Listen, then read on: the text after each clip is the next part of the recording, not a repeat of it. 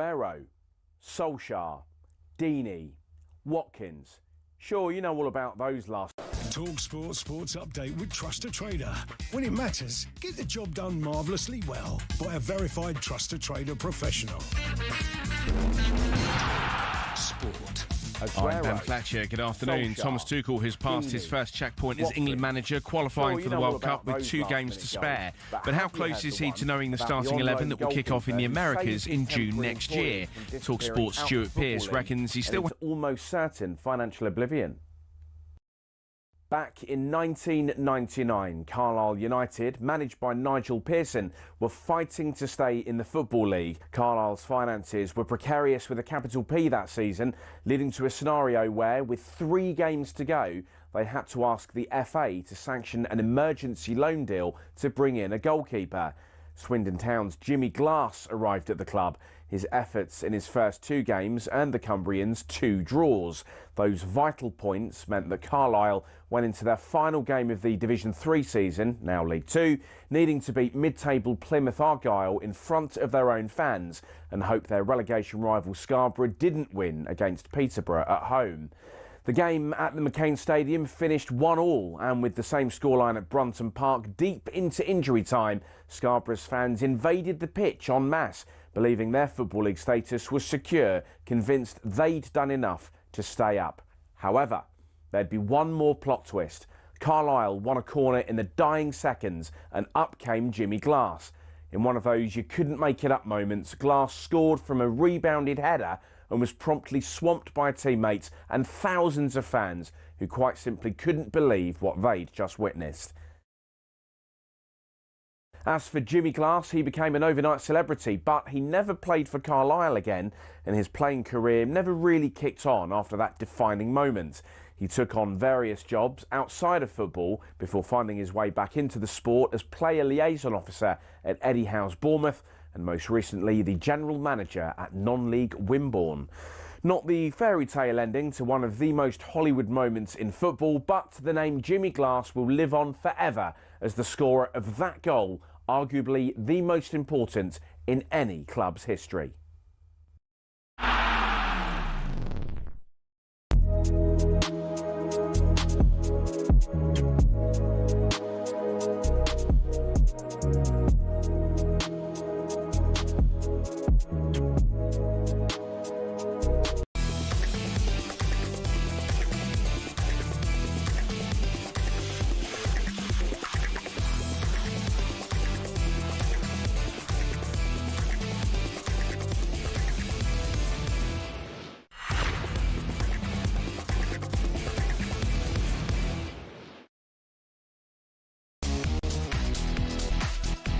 Hello, good afternoon. Happy Wednesday, everyone. Welcome to Drive on talkSPORT with me, everyone's favourite Andy Goldstein and Darren. Oh, I beat my darts, Ben. It's Darren here, by the way, Darren Bent. I didn't beat your darts. I smashed the pit to pieces. Early days yet, mate. Day 1 of the new league season, everyone. When you beat me in a friendly, you don't shut up about it. When it means something, though, slap you. Why are you dressing like me today? I'm not. Well, I think you are. Everyone will know that I am the denim jacket wearer. No, you're not. I am, mate. I am. You're not. Oh, just like me. But Jigo, we've got a show for you. We really do, actually. We'll be asking a very simple question. Are England going to win the World Cup? We'll start with that. 03717 223344. Also, Harry Kane was on the score sheet again for England, yet some of you still don't like him. I don't get it. Tell us why. And it better be a good, honest reason. Kevin Hatchard is back for another edition of Drive Worldwide, and we'll bring you the latest Drive's office debate. It's a corker this week. All that plus we're asking whether Everton are actually a big club. Actually a big club. All that and more coming up today's show. You can be a part of it by picking up the phone 03717 223344. Stay tuned for Drive at 4, folks. Excuses are plenty from both Goldstein and Bent. Overrated that competition. DB, the Sticker Freak. How are you? Absolutely smashed you to pieces again, didn't I? Yeah, Rubbish. play well Honestly, today. you're the world's best talker. And Neil said that. Well, that's why I've got the job, I suppose. Yeah. He said you talk more than anyone. I still win fancy anything. I'm going to win this season's Don't. league. I beat you so easy. I know. It was embarrassing, wasn't it? I didn't play my normal game. But you don't play. You play darts the coward's way, where you come downstairs. But I'm more comfortable. That's not how a darts player should. But I'm more comfortable. 19. Oh, no, 19. no, treble 19. Don't get it right. Get it right. Treble 3, I think. Well played, anyway. Early days. Thank you. You think you're generally going to win it, didn't you? Yeah, I really do. You don't. Yeah, I know, because the crowd want me to win it. I'm people's favourite. No crowd wants you to win it. Yeah, I'm a people's favourite. I told you I'm like Lady Diana, the broadcaster. Well, people love me. They don't. Nothing I can do about it. How was your journey home? Did you watch the football on the train? I did, yeah. I mean, it was a little bit like... Those internationals, I find it really hard to get up for and watch them because England are always going to win. They've got so much of the football as well. Yep. But I thought they played well. Harry Kane did what he does, another couple of goals. A lot of very good performances, but it's always very hard to learn anything from a fixture like that. Like the only thing I'd take from that performance last night was that we looked better at breaking down a side that was going to be like defend really deep and really compact. We looked like we had ideas, fresh ideas to kind of how to break them down. So, well, later on, you're doing your squad, yeah, which you think will be going. But this is my squad, who I would take. Yes, not who you think Thomas Tuchel would take. Yes, correct. Okay, that's going to be interesting. A bit later on, we'll talk about Everton. We'll ask the question, are Everton a big club? It was said last night, someone on social media world, that Everton aren't.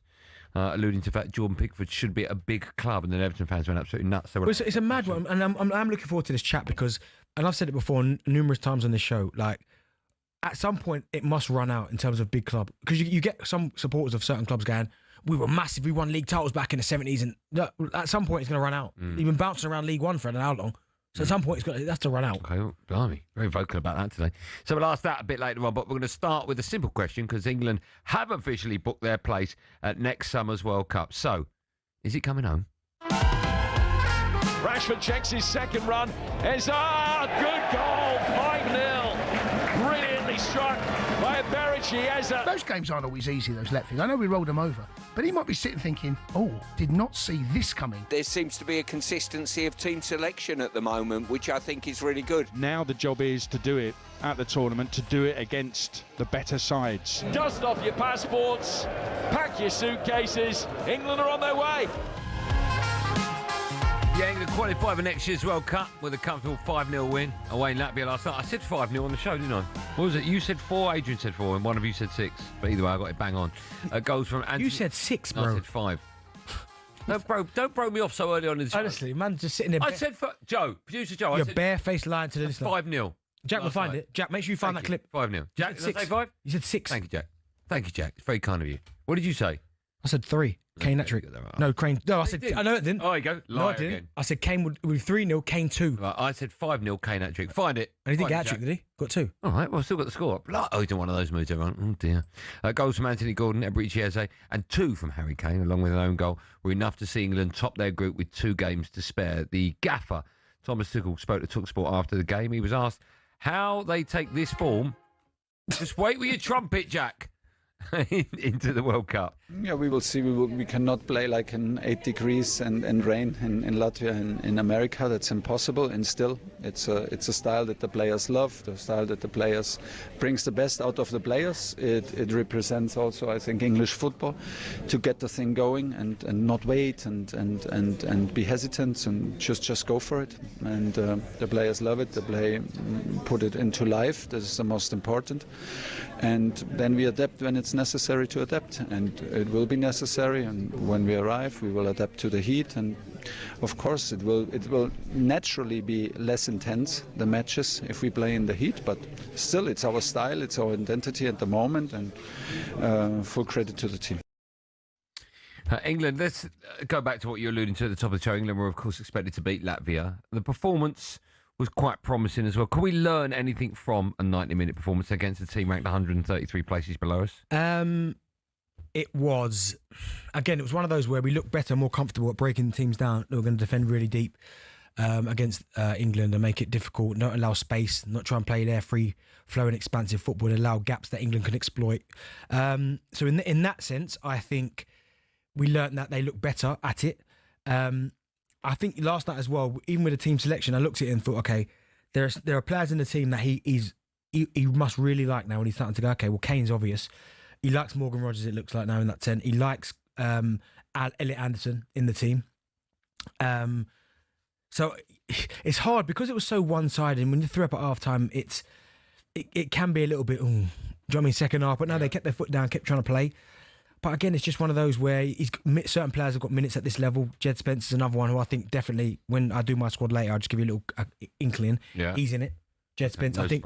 And the reason why I feel like he's our new Trippier. Left and right fullback. He can play, we've got a left back problem, get Jed Spence in there. right back, he can do it as well. So yeah, I liked what I saw. And again, Harry Kane doing what Harry Kane does, and I'm not having it from any person on the planet that they're not having him. Well, we'll talk about that at 5 o'clock. Yeah, that makes no sense to me. You mentioned Elliot Anderson there, Morgan Rogers. I think they're two players that, of course, the manager has found. They're new players to the squad. I do wonder whether or not, when everyone's fit, and by that I mean obviously Bellingham, whether or not Grealish makes the squad, Cole Palmer as well. I do wonder if Elliot Anderson and Morgan Rogers will both start. As in, I think they will. I think the manager really likes them. He does like them, but I mean, it's hard, isn't it? Because say they go back to their clubs, and say Bellingham just come back from injury and he just starts doing what we know he can do. Yeah. You'd expect him to start. Adam Wharton, it does feel like it's a straight shootout between, in that position, Wharton and Anderson. Yeah. But if Palace keep doing what they're doing, and Wharton's a big part of that, at some point, Thomas Tuchel can't ignore him. No, he needs to stay fit as well. Yeah, he's going to have to bring him in. But Elliot Anderson's been outstanding. He's probably been the one player who, I wouldn't say he's impressed the most, because I think they've all had their moments, but when you talk about consistency, regardless of the opposition, I think he's probably been the one over Thomas Tuchel's reign where I've gone, okay, he looks like he, A, trusts him, and B, he's comfortable at this level. So I think he's probably the one you'd go, if before the squads were announced when Tuchel first got the job, he probably won't be in the squad. He looks like he's a banker to be in the squad.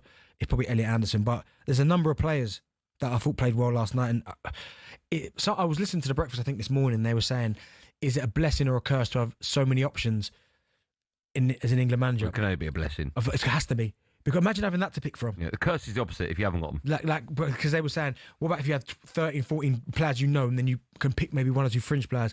I would like to have this Thomas Tuchel problem. Yeah, we'd like to have that problem up front. Yeah, I mean, right? I mean, on my squad, I've got two.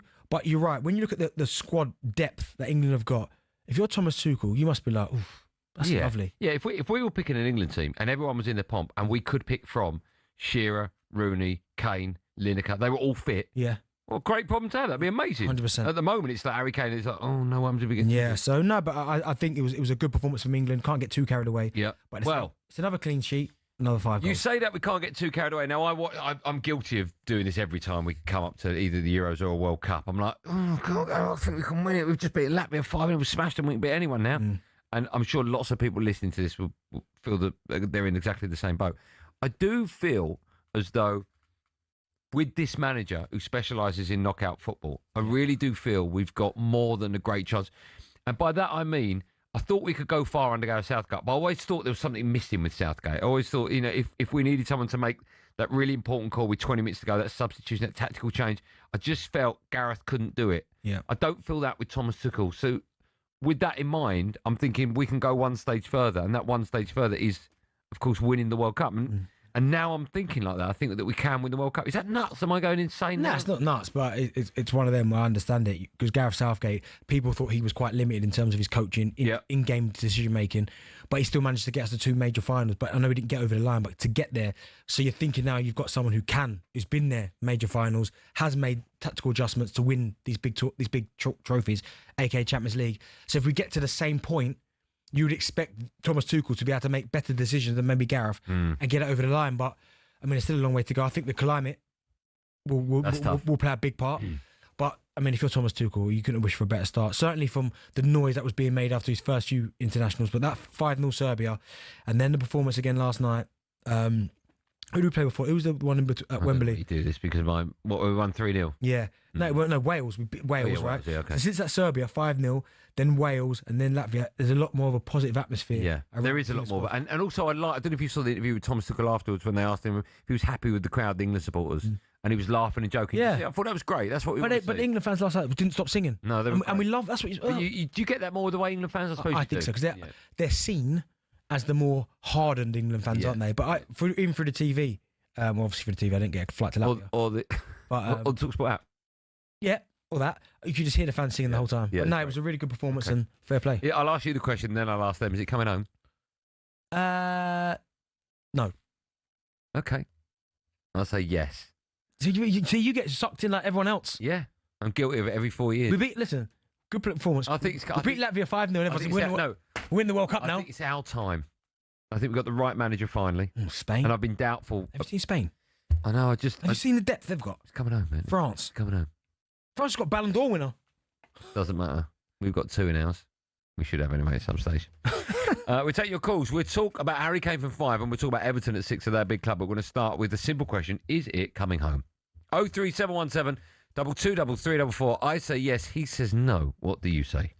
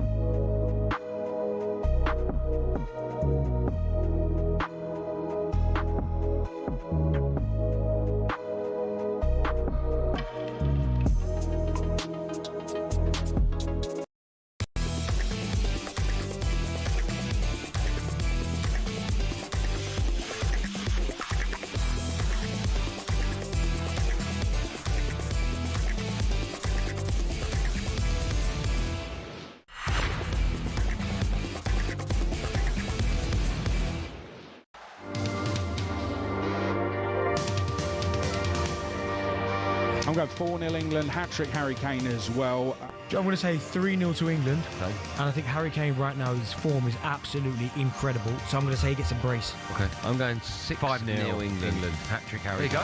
There you go. You heard it. 5-0. Jack, anyway, we can go back. I know we probably can't now. 5-0. Talked it over 6-0, he said. Right, what? Whoa. Who heard that? Honestly, 6-0. Huh? You're going to admit you got it wrong? I got it wrong. I thought I said 5. No one said 5 then. No. What did Aid say? 4. Oh, useless, me. You know what I love about that is when you get it wrong after the event. You said 6. You don't know what you're talking about. Yeah, after the event. Just quickly before we move on, ever so quickly. Benty and I have got some naughty sweets down there, Haribo's, right? What's the greatest sweet? Now, I'm not talking chocolate. We've not done this before. Greatest sweet, and I'm chucking in fruit pastels. All right, I'm chucking in opal fruits. Chewits. Chucking a chewit. What's the greatest sweet? My favourite sweet would be... That's a tough question. I mean, fruit... Pack of sweets or just a sweet? I'll let you have either. If you can take one out of the pack. No, but if you said a pack of sweets, I think Haribo Tanfastics are incredible. Oh, fantastic. But I do like the... But I'll let you have a Haribo as the answer to that question. Oh, Refresher is nice. Oh, that's a But the only thing about Refresher, yeah, they're either nice and soft. When they're too or they hard... blow your brains out. No, they're too hard, they crack your teeth. Oh, you don't want that. I have to think about that. Do you remember the Wham bar? Yeah, I do, yeah. No, is that the one that bubbles in you? Like, no. What's the sorry, Joe. What's the sweet you eat and it does that crackling? Horrible. Oh, yeah. It sort of like comes alive in your mouth. Yeah, like crackling. No, I don't like Yeah. that. You don't like that? No. Okay. I'm going to put fruit pastels very near the top of that. Yeah, I love list. fruit pastels. They're unbelievable now. Still to come, Benny's going to be picking his England squad for next summer's World Cup. Just quickly into Milan. Are the latest side to be interested in Palace defender Mark Gurley? I think everyone is. Yeah. talkSPORT understands that Semenyo does have a release clause in his Bournemouth contract, but the figure is being kept under wraps. What's your first offer? For Semenyo, 80 mil. Bang, straight away. I don't think you're getting for that. No, of course you're not, but that's what you start with. Yeah. He's a great player. All right, we'll take your calls. 0371722 344. Are we going to win the World Cup? A simple question. Is it a simple answer? Hayden is first up. Good name. Hayden, hello. Hi, mate. You're right. I'm good. Do you like your name? Because we both said, me and Bent at the same time, great name. Yeah, well, it's Welsh, did you know? And it's not spelt with an E either. It is on my system. Haydn. Yeah, no E in the middle, no. All right. Okay, well, we've got an E at the moment. Don't know what you can do about it. What would you like to say, Hayden, without the E? Well, I think you're right in saying that Southgate was a great manager. I'm not going to disrespect him. I think he gave us some amazing summers, but I think Tuchel is the right man. I think we've got a man that can play Kane at his best, and especially in the form he's in at the moment, that is our key to winning a World Cup. Okay, are we going to win it? I think so, yeah. Okay, what's the best sweet ever, Hayden? Wine gums. I can't believe I didn't even mention wine gums. Wine gums are a bit boring. Fruitella's up there, you know. Oh, now that might be the winner. Fruitella's up there. Strawberry flavour. I forgot that. What about fruit salad? See, they are, but I feel that's more of an older generation sweet now. Because they come in a pack with blackjacks, and no one eats the blackjacks. Yeah, I eat them. Oh, it's a weirdo. Why? They're disgusting. No, they're both nice. Let's go to Luke with an E. Hello, Luke. Hi, how you doing? I'm good, Luke. What's the greatest sweet ever made? I was thinking about it there, the Mawam strips. It's a great shout. The Mawam strips. What's that? Great. The pink flavour. You pulled it off. Mawams. No, I don't know them. You do know them. I've seen you scoffing your face before them. You've got like the cola flavour, the apple. Oh, they're covered in sugar. No. They're quite small, like the length of your thumb. Our ones are? Yeah. Yeah, I know what you mean. Yeah, they're lovely. Our ones are? I mean, well, the ones that we get on a Friday, because we've been good boys. What would you like to say, Luke? It's just on if, England are going to win a World Cup. I think England are probably in the best position they've been in recent tournaments and stuff to go on and win it. But I think I agree with Benny as well. You can't disregard the likes of France, Spain, and dare I even say, the current world champions, Argentina. Go back at 2022. Did anyone think really Argentina were going to go on and win it? Probably not, but they did. So you can't take that away from them. But definitely, England are probably in the best position they have been to go on and win it. Yeah, I agree with that. And also as well, do you know what? It feels like there's a little bit like I've been in England squad with like Capello and Sven, and I felt like certainly the more Capello side of it, where even though he was a great manager, world-class manager, won big trophies, I didn't really feel a real connection between him and the England national team, although he did a good job. Whereas I look at Tuchel, maybe because he's managed in England before, I feel like the way he talks to the players and the way he kind of conducts himself with the players, there's more of a connection there. Do you know what I mean? So now they've got a really good foreign manager, but someone who's won big trophies at the helm for England. That counts for a lot. So that counts for a lot, I think. Gary's a Palace fan. Hi, Gary. How you doing? You all right? Oh, good, man. You sound like a man that knows his sweets. Milk sweets. Oh, he clearly doesn't. The older generation. Milk. How old are you, Gary? 43. You talking about milk bottles? No, there's a packet of they're like Chewits, but they're milk flavour. Well, that's semi-skimmed. You've got to get out there and find them. You can find them. Milk flavour. What would you like to say, Gaz? Some of the boys out. I reckon if we had Tuchel the last few tournaments, we would have won them. Great I think call. that's what he's proven over the last few weeks. Yeah. And my view is that we won't win the World Cup because of the climate. I think will be the biggest barrier, but I think we'll go a long way. I hope I'm wrong, but I do think he'll get a contract extension and we'll go and win the Euros. Do you? You think he'll stay on? I think he may, yeah. I think if he carries on the way he is, I think the FA would be foolish because I'm not sure who they're going to find apart from going down the English manager route. So I'm not entirely sure what other options they'll have if he keeps doing what he does. Yeah. Do you know, part of me, if I know you win the World Cup, part of me would be like, do you know what? I know. I was just about to ask you that, but imagine winning the World Cup and then the Euros. I know, but the World Cup's one, isn't it? I know, but you can't. You can't much bow out and go, nah. You can't lose, can you? You've won the World Cup. Don't matter now. But then the FA might go, we've won what we brought him in to do. So we've ticked that trophy box. Yeah. Now let's go down the English route. Eddie Howe, where you're at. Yeah. Potter, where you're at. I think once we've won it, all the pressure's off the next manager.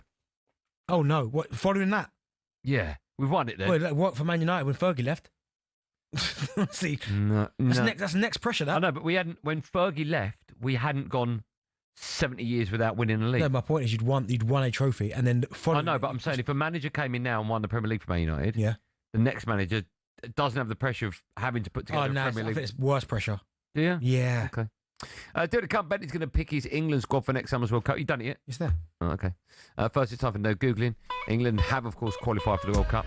Euro 2008 was the last tournament they failed to qualify for, following a 3-2 defeat to Croatia at Wembley.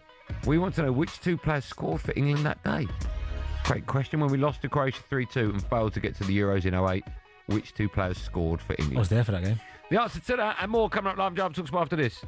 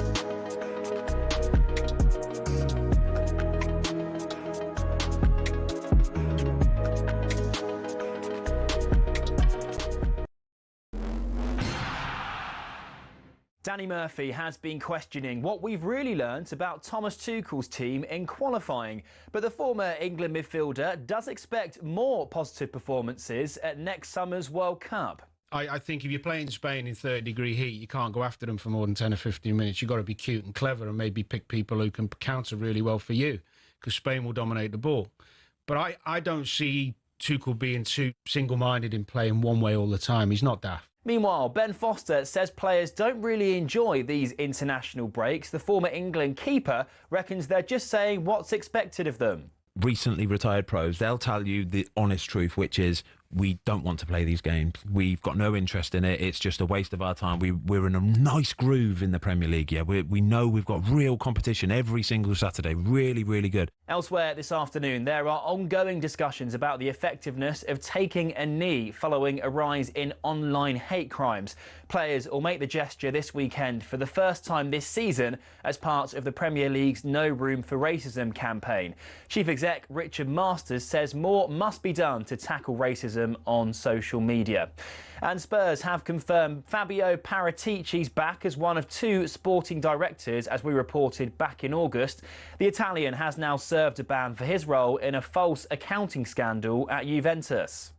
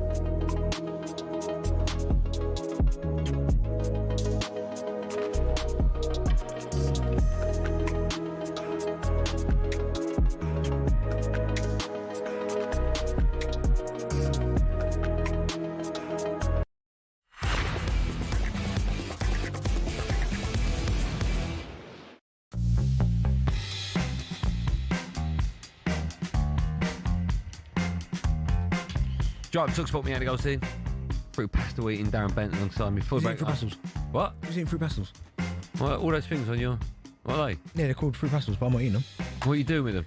You're going to draw them? No, I like to do art. Oh, do you? So you are going to draw them? Yeah, I have to draw them, yeah. Did you take art as a subject at school? A little bit, yeah. How'd you get on? A-star. A-star what?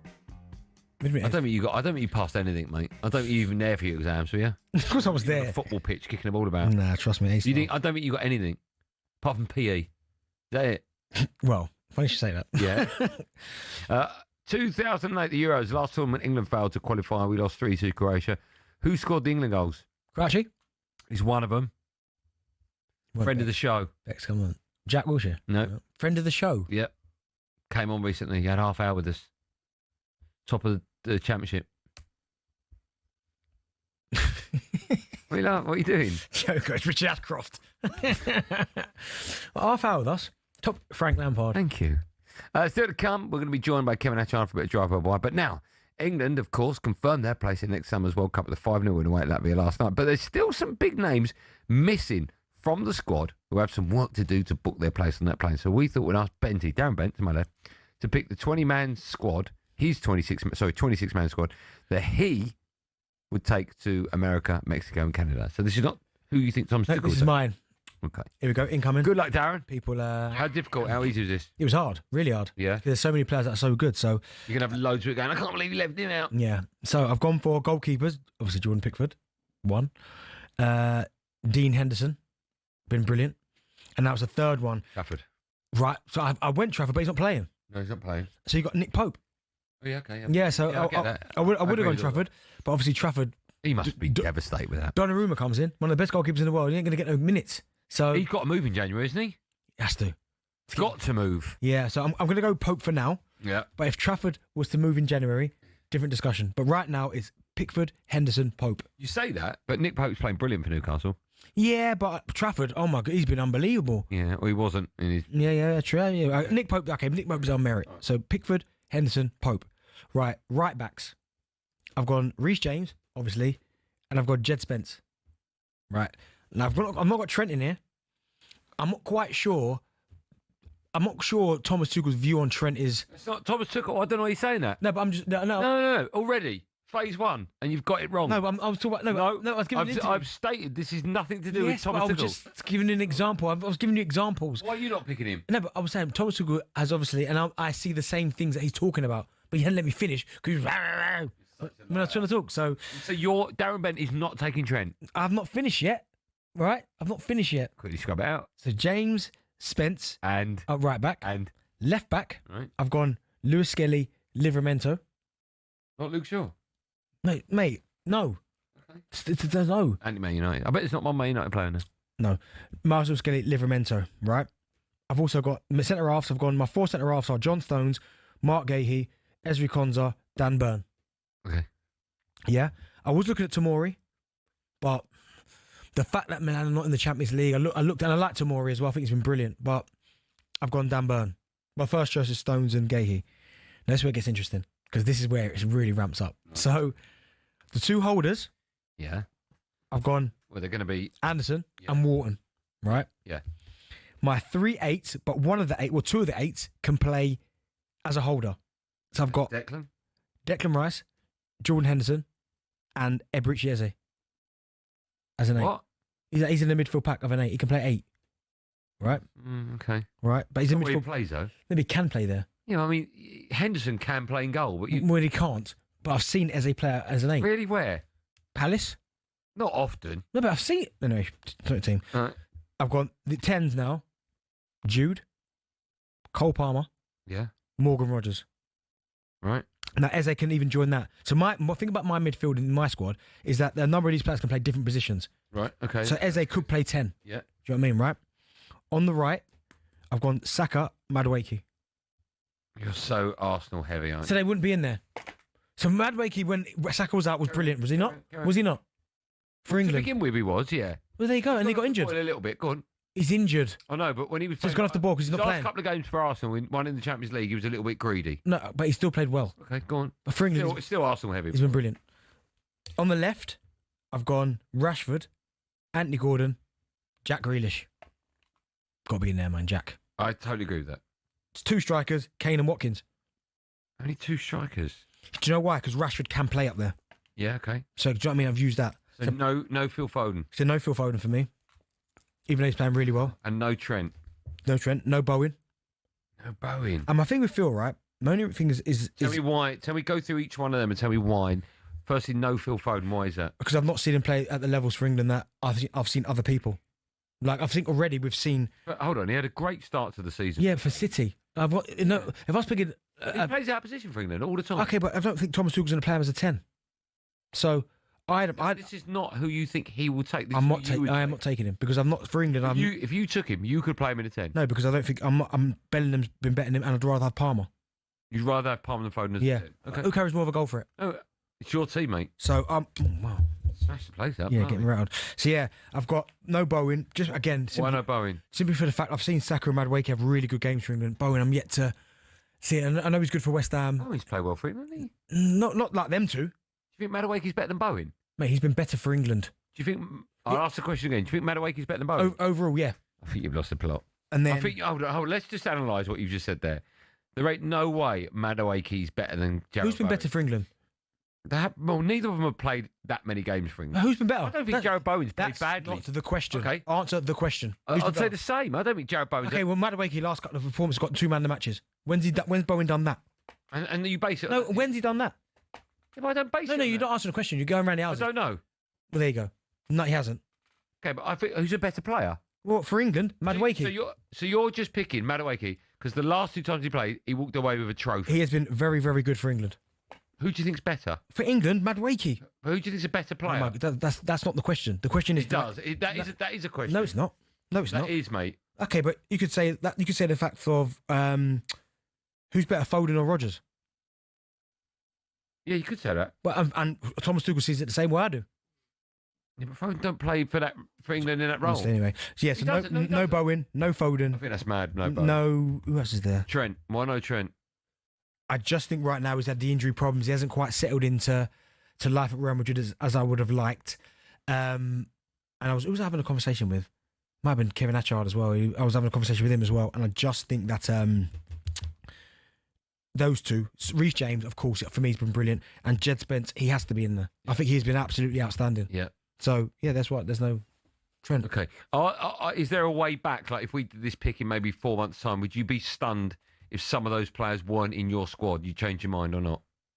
If the team that I've got? Yeah. If we sat down here, where are we now? In October, November, December, January, in the new year, we sat down here in January, and I should pick your squad again based on the last 3 months of Premier League football. Yeah. Would you be really surprised if you changed your mind? Oh no, of course not, because there might be someone who, for their club side, just absolutely just takes off.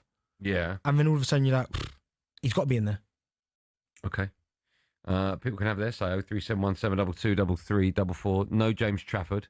We both think he's got to leave City in January, right? Is that going to happen? I don't know, but I am gutted for him because I mean it's terrible. He was probably promised he was going to be number one, but this is why you love and hate football. He's probably going into the season thinking, right, Edison's going to go. I'm now Man City's number one, but then Donnarumma comes available, and you talk about one of the best on the planet. One of the best. Also, I would imagine there's an air of embarrassment amongst his friends and family. Not embarrassment. You can never be embarrassed. No, but that sort of puffed out chest. I'm City's number one now. No, 2 minutes later, you're not. And no, you're never to be seen again. I think football, and that's just one of those really weird, rare situations where he's probably thinking he's number one. Everyone else is thinking he's going to be number one, and then Donnarumma pops up. Mm. Oh, there's nothing you can do about it. Nothing you can do about it. Because he's one of the greatest ever. Yeah. So it's out of my attackers. Who are you leaving out? Out of your attackers, who are you leaving? Yeah. Because you're saying Bowen's got to get in there, Foden's got to go into two. Well, I'd take Madueke out. Okay. I think Bowen's a better player. Okay, and who else? Well, it's like for like. Okay, and who are you taking out of the 10s for Foden? Is this your team in front of me? Bellingham, Palmer, Rodgers, Saka, Madueke. I'd swap him. Yeah, okay. How do I find a place for Foden? Mm-hmm. I can't find him. Maybe Gordon. Maybe take Gordon out. Gordon's been unbelievable for Newcastle. I just think Phil Foden's an unbelievable player. So you're taking out Gordon, who's been unbelievable for Foden? Yes. Yeah, I'll do that. You're nuts. Why? No way. Gordon's been... It was brilliant last night again. He was brilliant, but look who we played. Okay, well, I can give you performances Foden's I know, but these teams have not done it. Yeah, because he's not playing the right position. Mate, I've never heard one player... Okay, easy. So many excuses. Does he? Yeah, but I can say the same about Declan Rice. No, I know he could, but does he? My excuse is based on one thing. Okay. He doesn't play the 10 for England. Okay. Does he? No, okay, he doesn't. But okay, Palmer's played from the right. He don't play on the right. No, he plays good. And he's better. Palmer plays well. But I'm just saying, Phil Foden likes Paul Scholes, right? Paul Scholes often put out on the left, wasted. Exactly the same scenario. There's no way I'm taking out Gordon. You're crazy. No, fine, but I'm just saying, with Phil Foden, if you want to compare Foden and Scholes as to they can only play one role for England, exactly the same principle. You put Scholes on the left, just never worked, looked out of position. Then don't put him in the squad. Well, that's your argument. I would always find a place for a great player. No. I'm always Foden is a better player than Gordon. But in that position, he's not. I wouldn't play him in that position. So you're playing him ahead of Palmer or Bellingham? No, my wingers would be I would play Saka on one side, and then I've got either Rashford or Grealish on the other side. So on the left, you've got Rashford, Grealish, and Gordon. Yeah. You don't need three on the left. No, but then I've got Rashford can play down the middle. So well, there you go. So Foden can play that role. No. Okay. Well, so you've got no Foden. You've got no Trent and no Bowen. Yeah, they're the three. Okay, I would swap Foden for Gordon, and I would swap Madueke for Bowen. There's no way Gordon's coming out of the squad. You're crazy. Okay, all right. Well, let's put it out there to you lot. 03717 22 344. You can either agree or disagree with me and Benny, or maybe we've forgotten, or he's forgotten. He wasn't my squad. Maybe Benny's forgotten to pick some players. Either way, pick up the phone. You'll be next. 03717 22 344.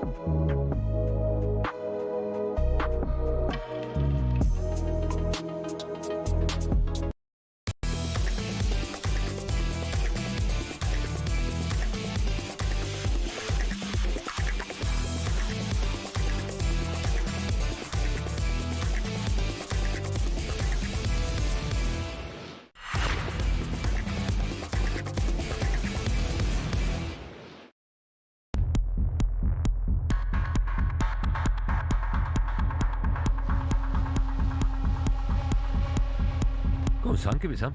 Give it some large. John talkSPORT, me, Andy Goldstein Darren Bent alongside. Still to come, we'll be asking if Everton are a big club. Looking forward to that. From 5 o'clock, we're talking about Harry Kane. Some people still doubt him. It's absolutely insane. Just quickly, Graham Potter has confirmed he's interested in becoming the new Sweden manager. Never stops when you're manager, does it? Nah. Just literally pill it a post, don't matter. So, West Ham just didn't work for him, did it, at all? No. Oof. Nothing's really worked since he left Brighton, has it? South Africa will play at the World Cup for the first time since they hosted it in 2010 after finishing top of their qualifying group ahead of Nigeria. England, they're in Cricket World Cup action now against Pakistan. Raiders stop play, but they're back underway. John Norman can tell us more. John, good afternoon. Good afternoon to you guys. England facing defeat, 16 without loss Pakistan. They only need another 97 runs from 27 overs remaining. There's been a lot of rain in and around Colombo. 3.5 hour gap between England's innings, or the start of its innings and its conclusion, but in and amongst that, Pakistan all over them. Real surprise because Pakistan hadn't won a game coming into this and England hadn't lost one. So England looking like they might just fall here. 20 without loss Pakistan, they need 93 with all 10 wickets remaining from the 27 overs remaining. Thanks, John. One of the best as always. Right, time now for this. Paddy Power on talkSPORT. With Paddy's Super Sub, your new bet rolls over to the new player coming on. T's and C's and exclusions apply. 18 plus, begambleaware.org. Yes, time now for today's Bet Builder with the friends of Paddy Power. Let's welcome Max Thompson to the show. Hello, Max. How are you? Hey, guys. How's things? I'm good, man. Have we spoke to you before? Yeah. Usually I'm in Dublin. Yes. But, I'm in London this week. I can see. It looks like he's outside our building. Where are you? Are you stalking us? Blackfriars, I'm here. Okay. It's not far away. Yeah, it's not too far away, but it's not outside, so we're okay. Not that if you were outside. Right, we've got you on because we're looking forward to Saturday afternoon in the Premier League as Fulham play Arsenal at Craven Cottage. Max, can you remind everyone how the Bet Builder works, please? Yeah, so we've got a 5-leg Bet Builder here. So Andy's got a pick for it, Benty's got a pick, the producer's got a pick, I've got a pick, and the people have a pick. So that's like the most popular selection on site at the minute. That all comes together for a 5-leg Bet Builder, which will hopefully win, and all the money will go to our charity partner, which is the Attitude Foundation. Fingers crossed or lost. It's a 5-leg Bet Builder. These are our picks. I've gone for over 2.5 goals. Yeah, over 2.5 goals. I'm a massive Fulham fan, so I'm hoping we score. I think we'll score, but I definitely think we'll concede as well. Last few games have been a bit end-to-end. It's coming in. Fulham's lost 3 Premier League games against Bournemouth, Villa and Brentford. There's been over 2.5 goals, so you'd expect that to happen again on Saturday. Okay, next up is DB. Go for Arsenal to win. Yeah, Bournemouth Fulham striker Darren Bent going for Arsenal to beat Fulham. Obviously, top of the league.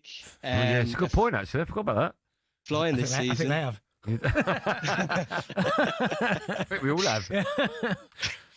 We've all forgotten about it, yeah. So Arsenal are flying this season.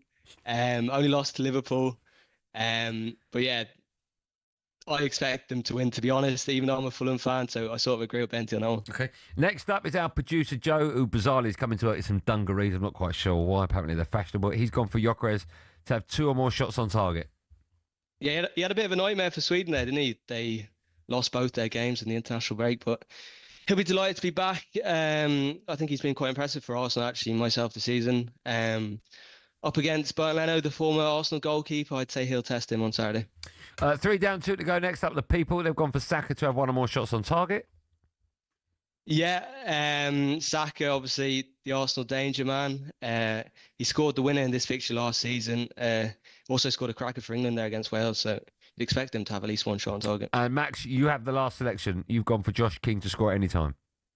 Yeah, I've gone with the youngster Josh King to score any time. Obviously, hasn't scored yet, but I would say technically did score against Chelsea. Yeah, Chelsea. Yeah, that should count that.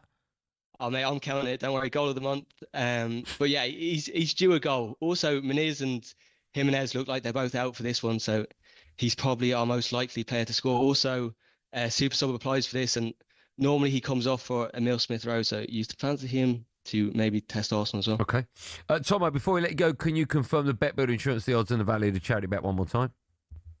Yeah, so this bet is over 2.5 goals, Arsenal to win, Gyökeres to have 2 shots on target, Josh King to score anytime, Saka to have a shot on target. It all comes together for a bet builder, which is around 40 to 1. So It's quite a big one. So £10 would return around £419. So hopefully we get a good bit of money for our charity partner. Tom, always a pleasure. Thanks for coming on. We'll speak to you in a bit. Cheers, guys. Thanks for that. There you go. That's Paddy's bet builder for today. Minimum odds 1 to 5, leg 18 plus. BeGambleAware.org. Paddy Power on talkSPORT. With Paddy's Super Sub, your new bet rolls over to the new player coming on. T's and C's and exclusions apply. 18 plus. BeGambleAware.org. Now, before the last break, Bentley picked his squad for the World Cup. You left out James Trafford, Trent Alexander, Phil Foden and Jarrod Bowen. Mm-hmm. Let's find out if you, the public, agree or disagree. Andy's first up. Hi, Andy. Hello, lads. You all right? I'm good, man. Are you all right? You well today? Yeah, not too bad, thanks, mate. Not too bad. Good. What would you like to say, Andy? I see your point with Foden, but you've contradicted yourself because you've been asked where you'd squeeze him in and said that he doesn't get in because he always plays out of position, and you've taken out a winger to put him in. Yeah, but I Bentley's got 3 players on the left, and I don't think we need 3 players on the left. So I would only take 2 and then use Foden down the middle. But then, is he really going to play ahead of any of the 3 that he's picked? I get why you're trying to squeeze him in. I just don't think that. I think you're falling into the same trap that previous managers have done. And you're taking him based on his name rather than where you're going to get him in the team. And Andy, what's your thoughts on Andy said about Madueke?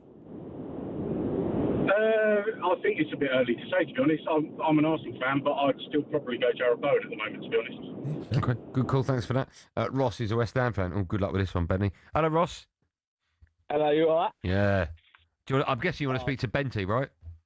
Yeah, you need to give Benty some of your brain cells, Goldstein, because I don't know why he'd take Madueke over Bowen. Go on, you speak to him. He's there. Go on. All right, Benty? Howdy, mate, you right? Not really. You have answered. No, I'm joking. Why would you take Madueke over Bowen, honestly? Because he's been better for England. Okay, but overall, why would you take him? Well, him and Saka, they're both the same player, one-dimensional. Bowen, if we're 1-0 up trying to protect the lead, you bring on Bowen and he'll track back and he'll defend for his life. Yeah, but Saka does that. Saka does that. Yeah, but obviously when you want to take Saka off, you don't bring Madueke on to do that, do you? No, I would do. I think for England, he's been unbelievable. Madueke don't track back. He's a one-trick pony. No, but I've watched him for Arsenal week in, week out, track back. Who, Madueke? Yeah, Madueke, yeah. He's played about 3 games. Okay, for them 3 games that he played, I saw him track back, and then I see him play for England and track back, and I see him also pick up a couple of man of matches. Oh, you're having me on. It's all right. You're all right. I took the bait. I rung up. It's cool. But honestly, I would take Bowen over Madueke, 100%. Yeah, that's obvious because he's a West Ham player. So you obviously listen.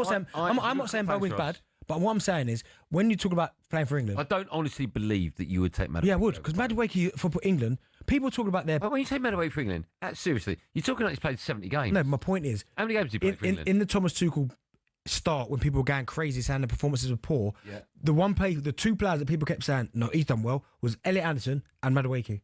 Direct. And he took that you can't base your World Cup squad on 2 good games. Okay, but 2's better than none. I'd rather someone play for England who's played well for England than not played well for England. I'm not basing it on 2 or none. I'm basing it on their form when they're playing for their club. And I think that overall... Well, that doesn't translate, because Phil Foden's been unbelievable for his club and never played well for England. I'm not talking about Foden. No, but you've just said there yourself that you're basing it on club form. I'm taking the better player. Yeah, but doesn't matter. Bowen's a better player. Well, I don't think so. Okay, well, that's a totally different argument. But you're saying but you've just tried to say that club form, you're picking players who played well for your club. And I've given you an example of someone who's played really well for their club, but yet to play well for England. Yeah, I would rather the guy that's played well for his country. You're picking him after 2 games for England. But if you genuinely believe what you just said... I'm believing. No. I've seen someone. No, I'm saying, if you genuinely believe what you said in Madueke's better than Bowen, then I haven't got an argument. Okay, that's fine. Because I think Bowen's much better than Madueke. Okay, that's fine. But you honestly think Madueke's better than Bowen? So, do you? What, 1 goal in 19 England games? Do you? No, but answer the question. Is that good enough? No, but for the way that you're talking about Bowen, is that good enough? 1 goal in 19 appearances. Do you? No, you answer. Is that better? No, but I asked my first... Is that good enough? No, but I asked my question... Is that... Yes or no? I asked my question before you answered... Before you asked yours. Okay, go on then. So do you think Madueke's better than Bowen? You've asked me the same question. But you haven't answered it. Yes. Okay. That is 1 in 19 good enough. For who? For Bowen. For England. He hasn't started. No, here's the good 1 in 19 good enough. Well, it's not 19 starts. It doesn't matter. Well, it does. If he comes on for 2 minutes, that's not fair. Well, he's not coming for 2 minutes. No, but that's 19 starts. Okay, 1 goal. Tell me starts. 1 goal in 19 appearances. No. Is that good enough? Tell me starts. No, appearances. Because if he comes on for 2 minutes and he's brought on to defend, that doesn't count. All his appearances have not been 2 minutes. I know, but he's played 45 here. I think he started a couple of games as well. You don't know. So it is 1-19 good. You don't know that. But is that good enough? Give me the true facts. So you can't answer the question. I will. Because 1 in 19 is not good enough. 1 in 19? He started 6. Okay, 1 in 6 then. Is that good enough? That's not bad for someone on the right. For someone on the right, I'll give you Saka. Do you want me to give you Saka? If it's on the right, same position. He doesn't start over Saka. Saka starts. No, you're saying about 1 in 6 is all right. Yeah. Well, it's not good enough. If you're trying to say... What, as a backup? I think that's quite amazing. Do you want me to give you... How many's Madueke got? Madueke, 1 in 3 starts. Right. So 3 more without a goal. Better? It's the same. Which is better?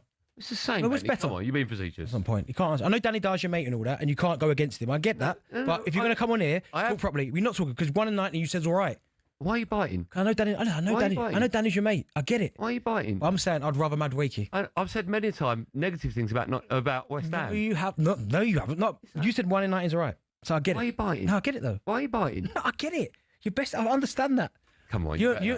I get it. You know Madueke. I get it. You know Madueke's not better than For Bowen. England, he's been better. You're the only person in this building that thinks that. I get it. You're the only person. No, I get it. 03717223344. More from me and Jared Bowen after this.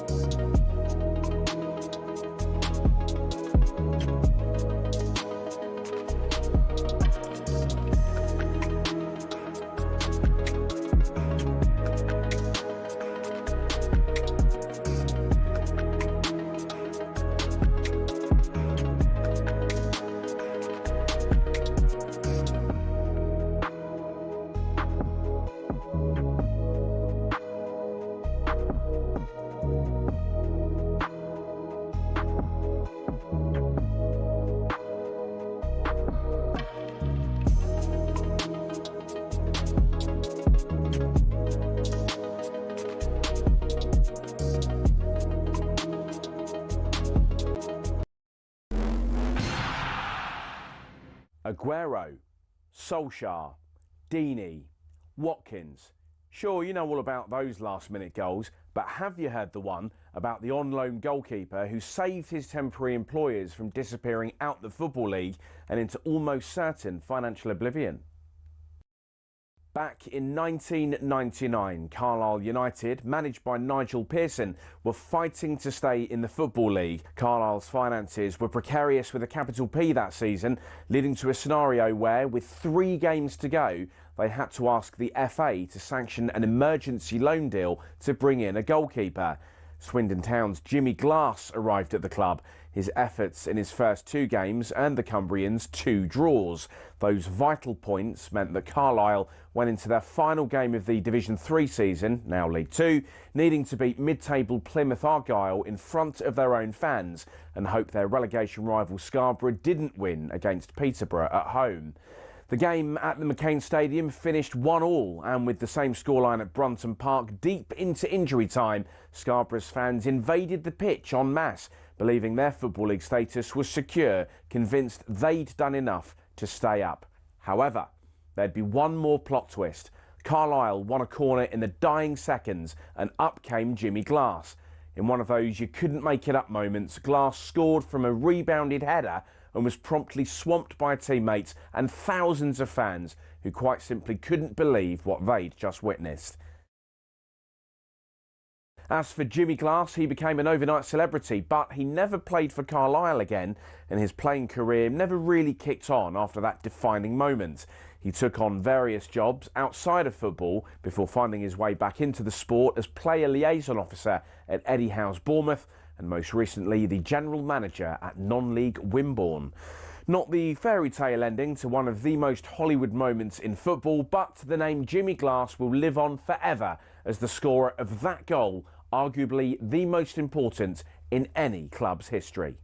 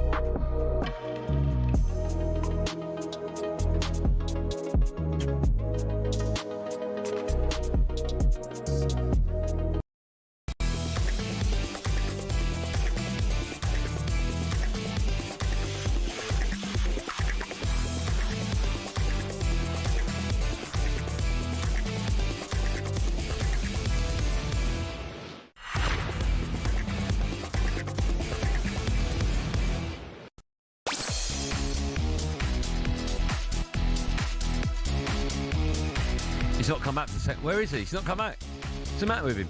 Has he gone home? I'm here, man. Oh, yeah, there you are. Yeah. Love it. Welcome back to our number 2. We love it. Huh? We love it. Welcome back to our number 2, Andy Goldstein Sports Bar, with me, Andy Goldstein. Sports Bar?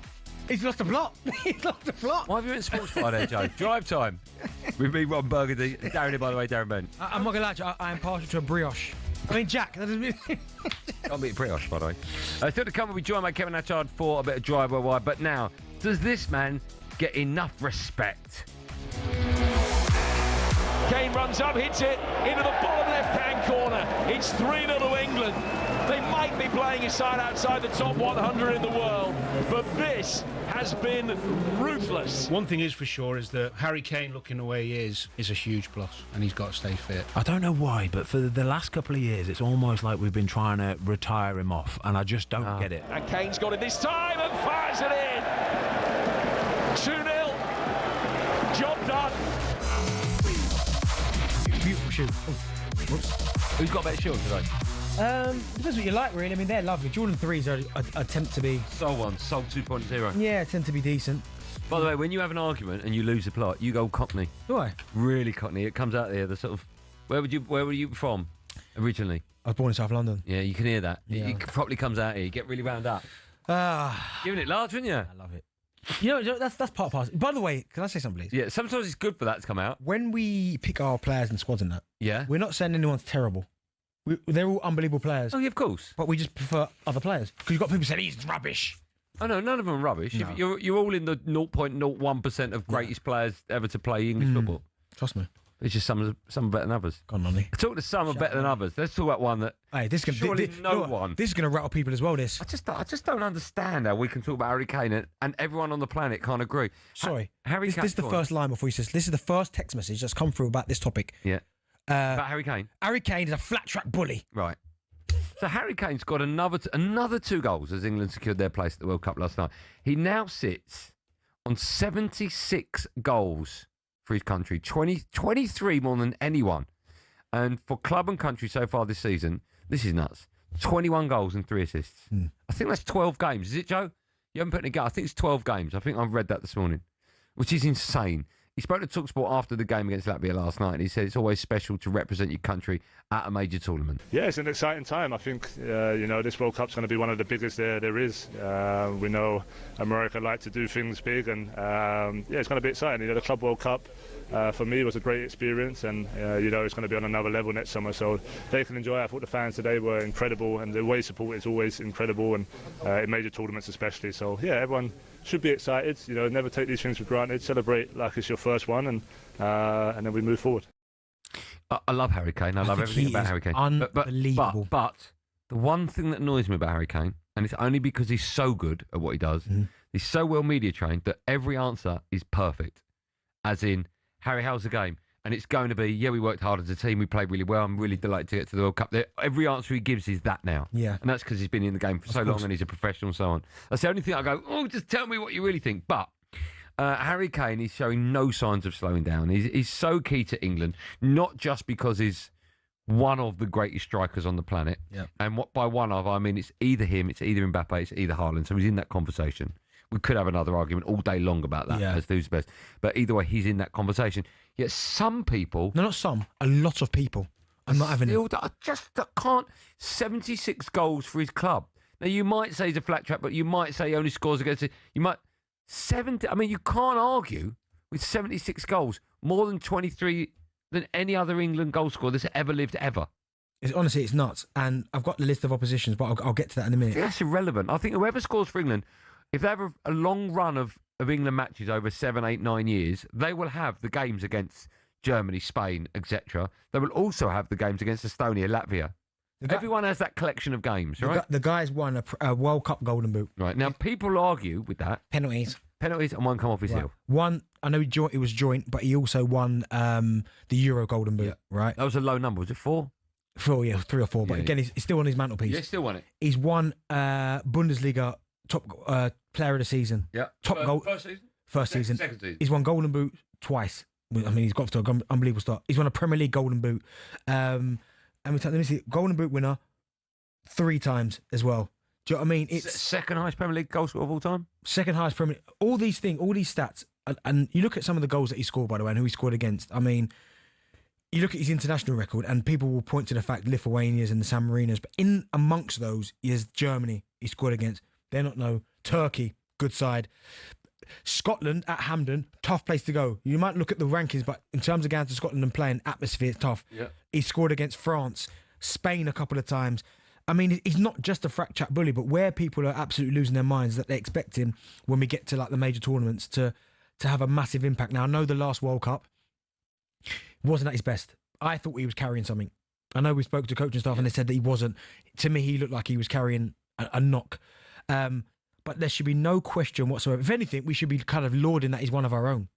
Because for someone to be that good and that integral to our team, that I don't understand where people can go, he's not very good. Can I ask, now we're at the World Cup, right? Mm-hmm. If we get out the group easily, I don't know who the group is obviously, if we get out, and then we get to knockout stages and we play, I don't know, let's say we play Portugal, right? And we sneak through on pens and he doesn't score. Yeah. and then we play Sweden. I don't know why I'm picking these teams, right? And then we scrape through 2-1, he doesn't score. And then we come up against France and we lose 2-0 and he doesn't score. Will your opinion change that he's gone to a major tournament with all these goals behind and yet again he hasn't? No. They won't. Okay. No, it's what. Look, my views on Thierry Henry as a footballer for Arsenal will never ever change. Like, for me, he's the greatest player to ever play for the football club. He was incredible, right? In finals, didn't show up for Arsenal. Now is that true? Yeah, never. Why is that? For whatever reason, Champions League final didn't play well. There's been FA Cup finals that we've won, didn't play well.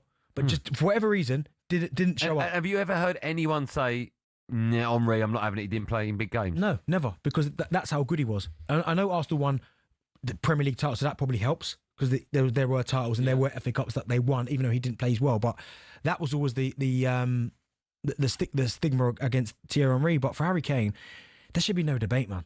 The guy is he can score left and right feet.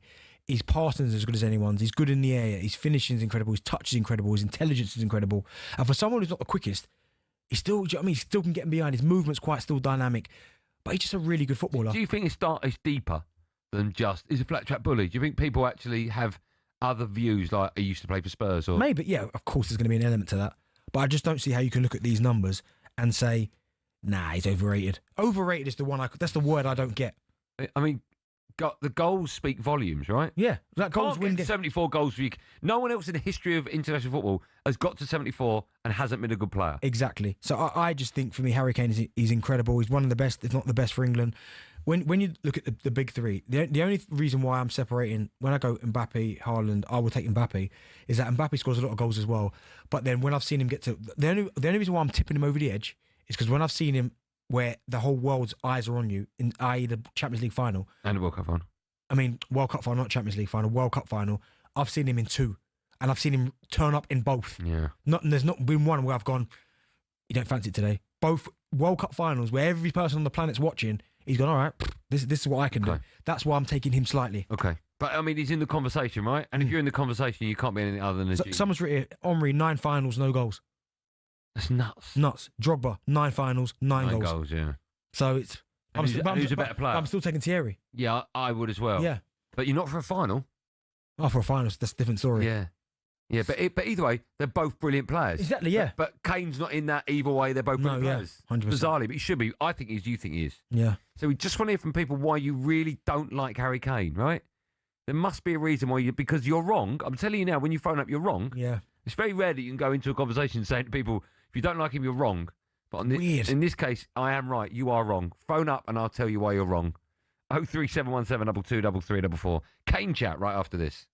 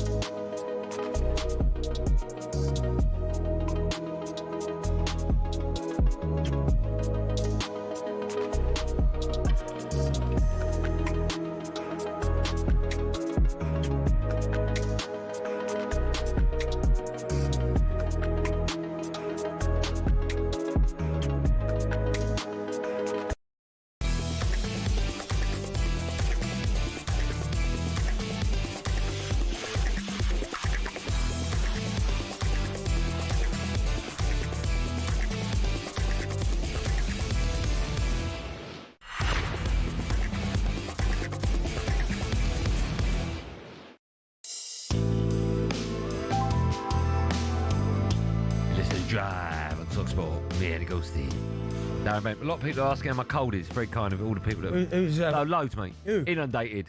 I've got my own screen here. How's your cold, Andy? Andy sounded great today. Well, I've got the messages in front of me. And all but no, I've got my own. People can contact me. People are just sending me lists and lists of reasons as to why Harry Kane isn't the guy. I've got lists as to why he is.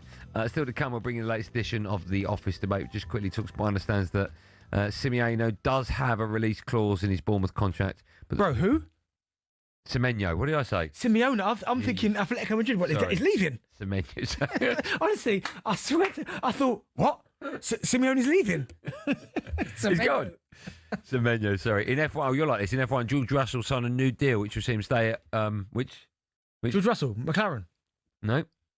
Mercedes. Yeah. What does that mean for Mercedes, keeping him there? Incredible. Great driver. Yep. Yeah, takes some corners. Nice. Pace.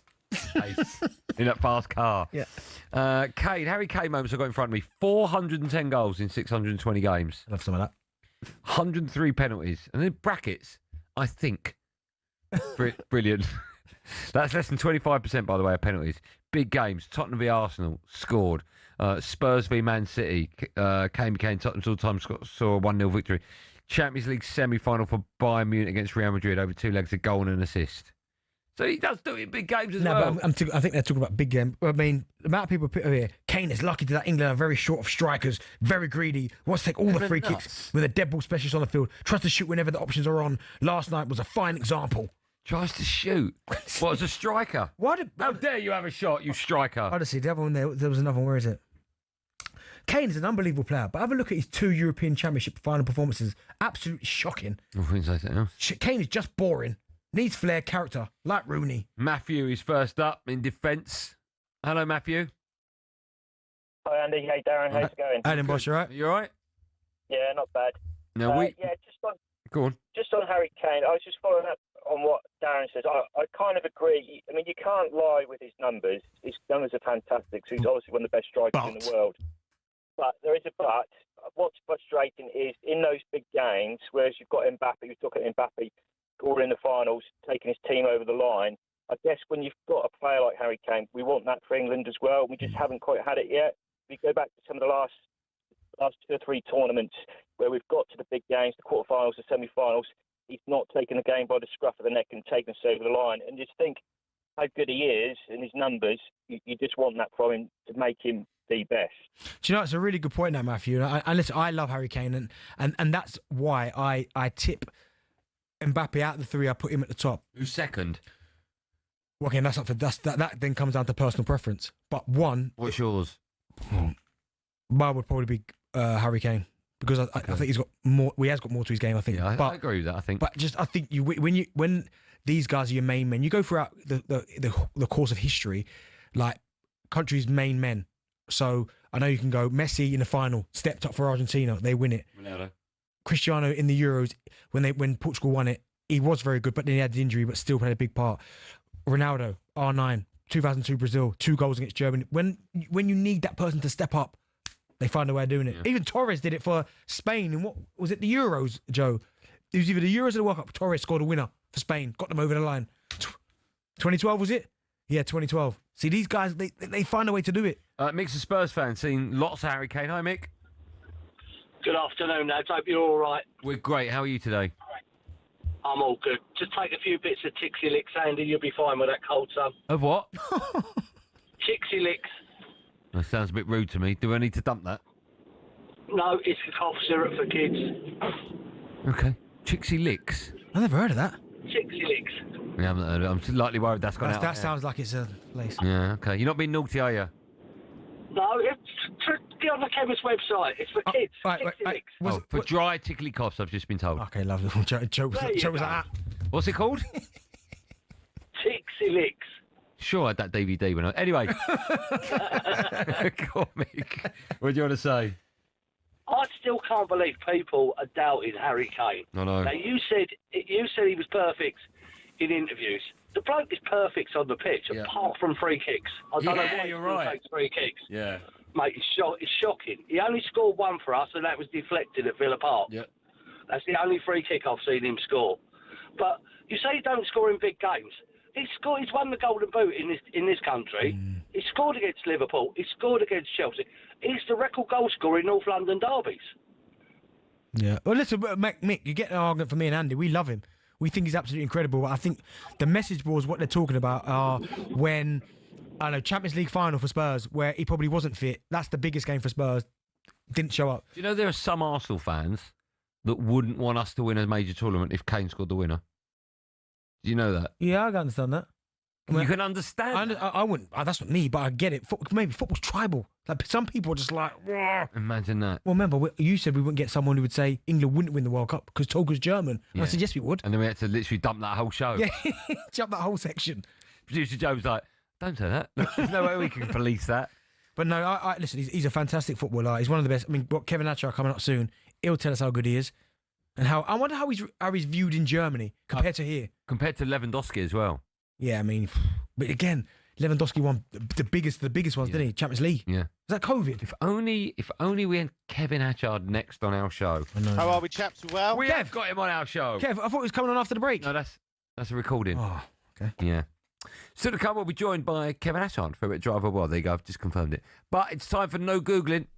There are 5 father and son combinations who have played for England. That's a great question. We want to know who's the most recent player to appear for England. And I think I know this. Yeah, I did know it. Whose dad also played for them. Do you know it? What's a dad and son? Not at the same time. Okay. I thought you'd get that one, actually. I knew that. I like that question. Oh, I thought you'd get that. I got that one. No? I'll give you a clue. And, of course, Kevin Hatchard right after this live on Drive and talkSPORT.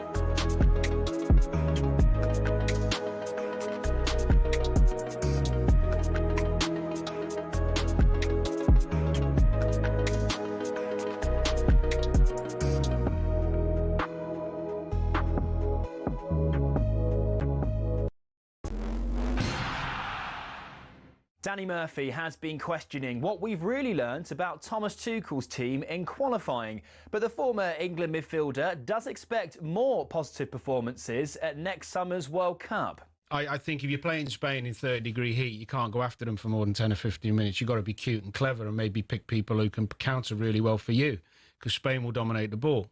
But I don't see Tuchel being too single-minded in playing one way all the time. He's not daft. Meanwhile, Ben Foster says players don't really enjoy these international breaks. The former England keeper reckons they're just saying what's expected of them. Recently retired pros, they'll tell you the honest truth, which is we don't want to play these games. We've got no interest in it. It's just a waste of our time. We're in a nice groove in the Premier League. Yeah, we know we've got real competition every single Saturday. Really, really good. Elsewhere this afternoon, there are ongoing discussions about the effectiveness of taking a knee following a rise in online hate crimes. Players will make the gesture this weekend for the first time this season as part of the Premier League's No Room for Racism campaign. Chief Exec Richard Masters says more must be done to tackle racism on social media. And Spurs have confirmed Fabio Paratici's back as one of 2 sporting directors, as we reported back in August. The Italian has now served a ban for his role in a false accounting scandal at Juventus.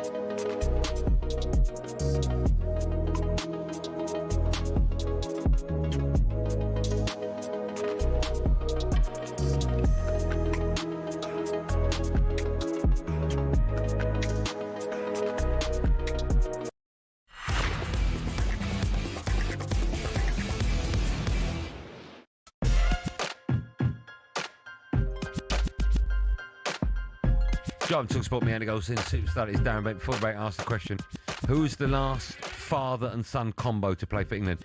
Now, I've got an amazing clue for you, all right? Yep. So don't guess it till you get all 3 clues and you read them out. All right. It might spoil it. I'm going to give you a middle name. What? There's 3 names, right? I'm using 3 names to get his name. All right. 3 words to get his name, right? The middle part of it is when you see a man or a woman and they've dyed their hair blonde, it's something blonde. Peroxide? That's it. Put that in, right?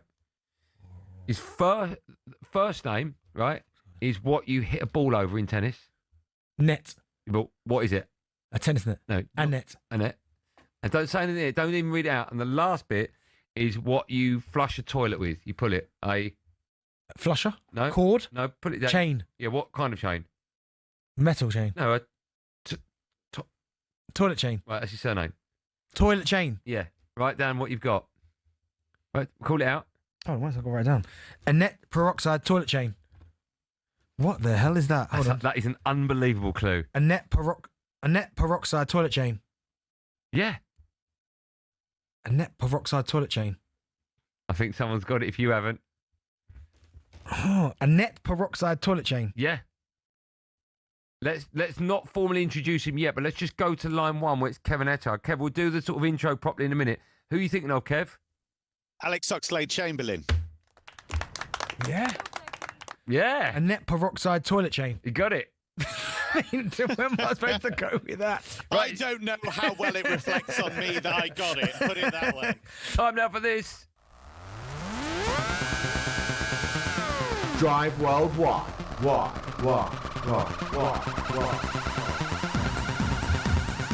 Yes, this is Drive Worldwide, where we take a look at some of the biggest talking points from across the world of football. Joining us now is our European football expert and quiz guesser, the wonderful Kevin Atchard. Kev, good afternoon.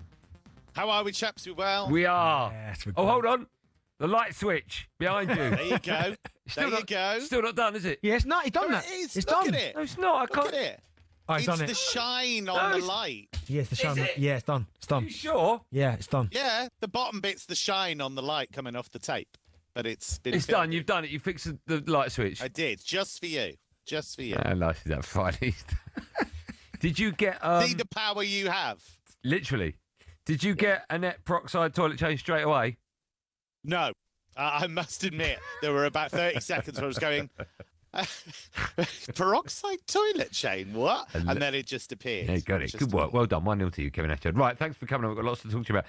Let's start off with Graham Potter, because he has confirmed that he's interested in taking the Swedish job. They're bottom of their World Cup qualifying group at the moment with just 1 point. Potter said that he loves the country, having spent time. He was a manager there at Östersunds as well. Just tell me a bit more about his chances of getting this, his chances of leading Sweden, and how much they hold him in high regard, if at all. Well, he hasn't just thrown his hat into the ring. He's kind of opened a chain of hat shops and thrown them all in the ring as well, because he said, I'm even in my house in Sweden at the moment. Oh, wow. He's been really strongly linked to it before, and that there were even reports that he turned it down. And if you look at his career, there's no doubt that his greatest success story is Östersund, because they were in the depths of Swedish football. He took them into the top flight. He won the Swedish Cup. He got them into Europe. And I think he still is respected for the job that he did there. And, of course, he has had time in the Premier League with a number of clubs, sometimes successfully, some less so. So, you know, I think he absolutely would be in the mix. You look at the job that Jon Dahl Tomasson, his predecessor, did, and it was a really poor job. And they are bottom of their group. They've only taken 1 point. They lost home and away to Kosovo.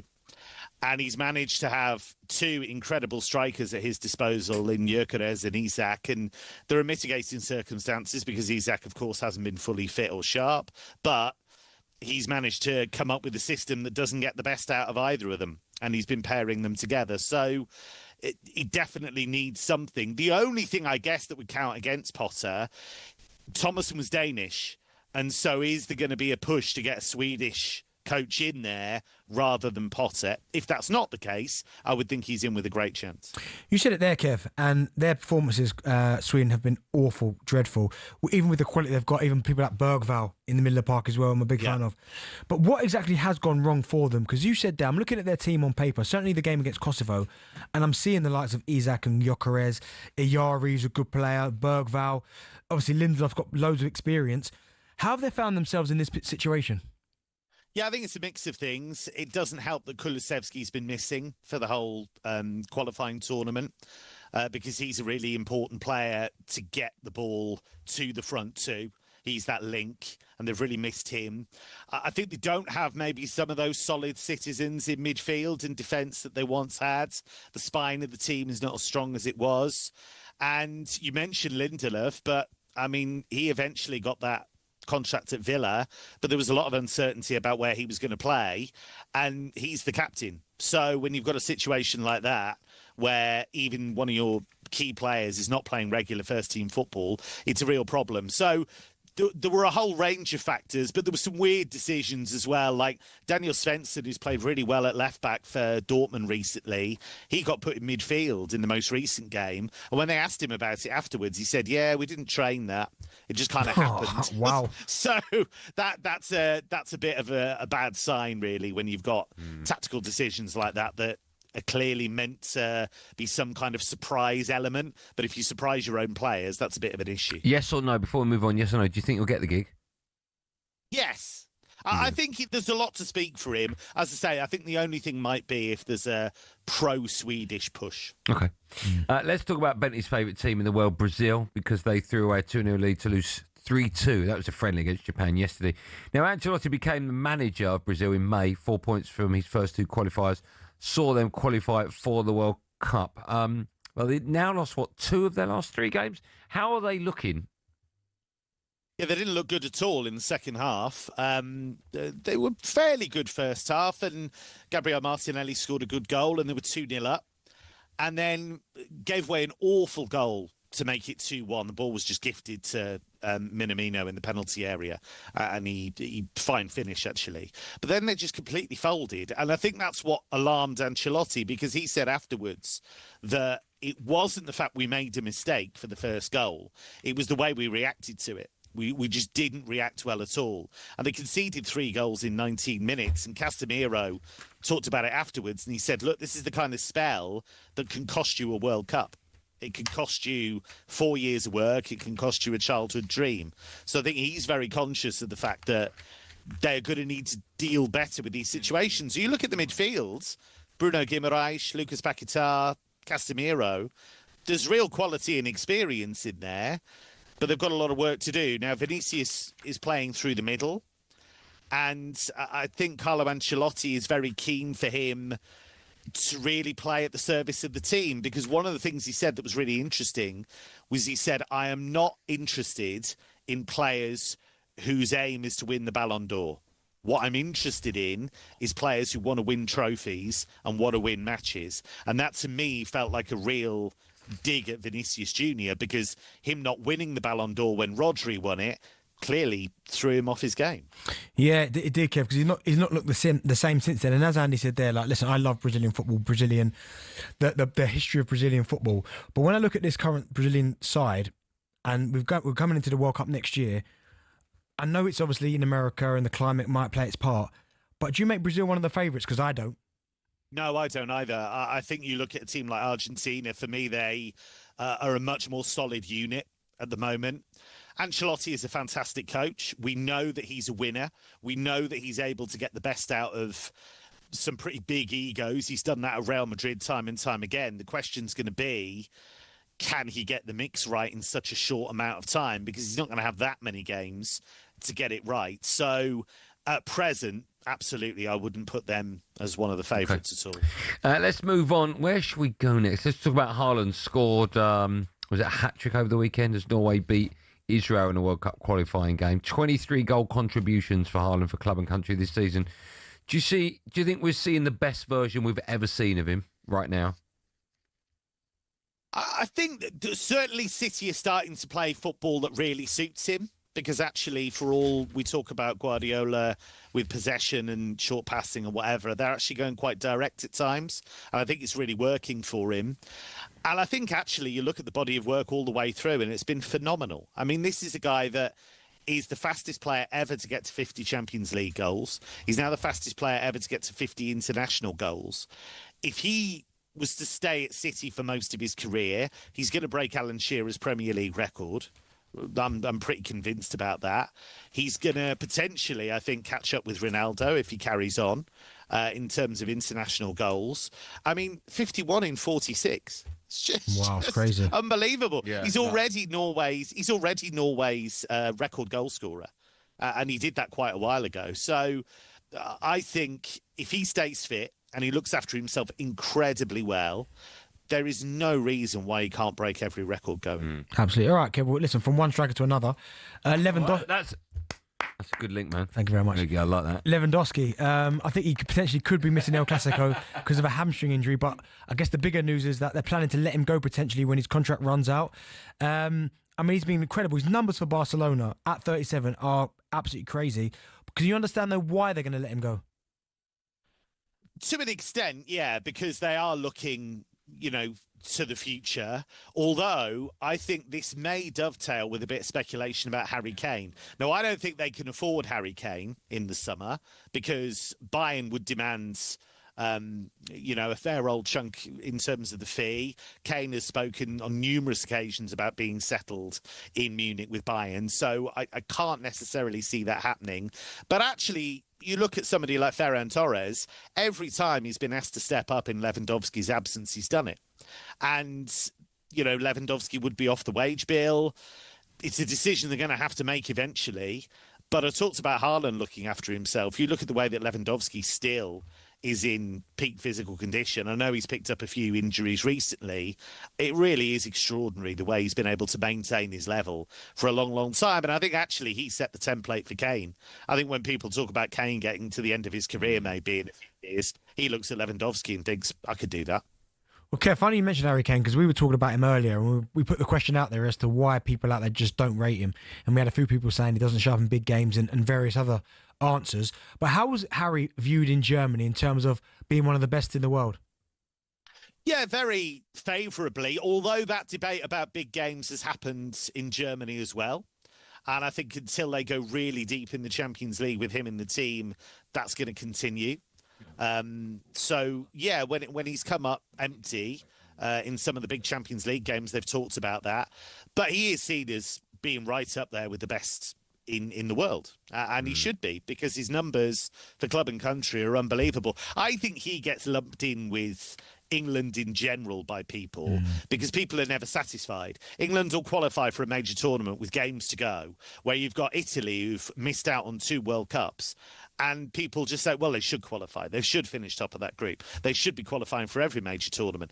But I think people underestimate how tough that is to do it time and time and time again. Okay. From one striker to another. Let's quickly talk about Ronaldo ever so quickly. Scored again. Where is he up to now? 948 career goals, 143 of those coming from Portugal. He'll definitely be at the World Cup, right?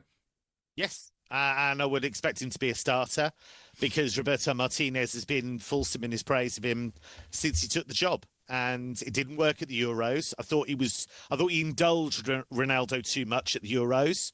I think if you look at moments when it wasn't working in those knockout games, he could have freshened it up. He could have changed something, and it just didn't work out. But you can't deny the consistency. You can't deny the quality. He's got 41 World Cup qualifying goals now. That's more than anyone in history. He's gone past Ali Day. I mean, that in itself is beyond belief. As you say, 225 caps. Nobody's ever done that before. 143 goals at international level. Nobody's ever done that before. And whether you think he's one of the best ever or not, you look at the pure numbers, and they are really quite phenomenal. And I think this move to Saudi Arabia has really suited him in the sense that he could be the best player in that league by miles, but it's not as exacting a standard as it would be if he was playing top-level football in Europe. So it means he's fresher when he comes to these games for Portugal. Kev, good to see the light switch has been fixed. Always a pleasure to have you on the show. Thanks for that, pal. We'll speak to you in a bit. Great work. Cheers, Kev. Cheers, chaps. There you go. The legend is Kevin Atchard. More from him on next week's show. Still to come on our show today. We'll find out who Ben Foster was talking about here. His nose has been so battered for over the years from people breaking it. We'll also find out what Jason Cundy would do if Jamie O'Hara wrote an autobiography. I'd throw it out of a train window. And we're bringing the latest edition of the Office Debate. Would you rather have 4 arms or 4 legs? Good question. All that and loads more coming up in the last hour drive on talkSPORT with me, Andy Goldstein Darren Bent, when we come out the best bits of talkSPORT ever. In the best bits of talkSPORT ever.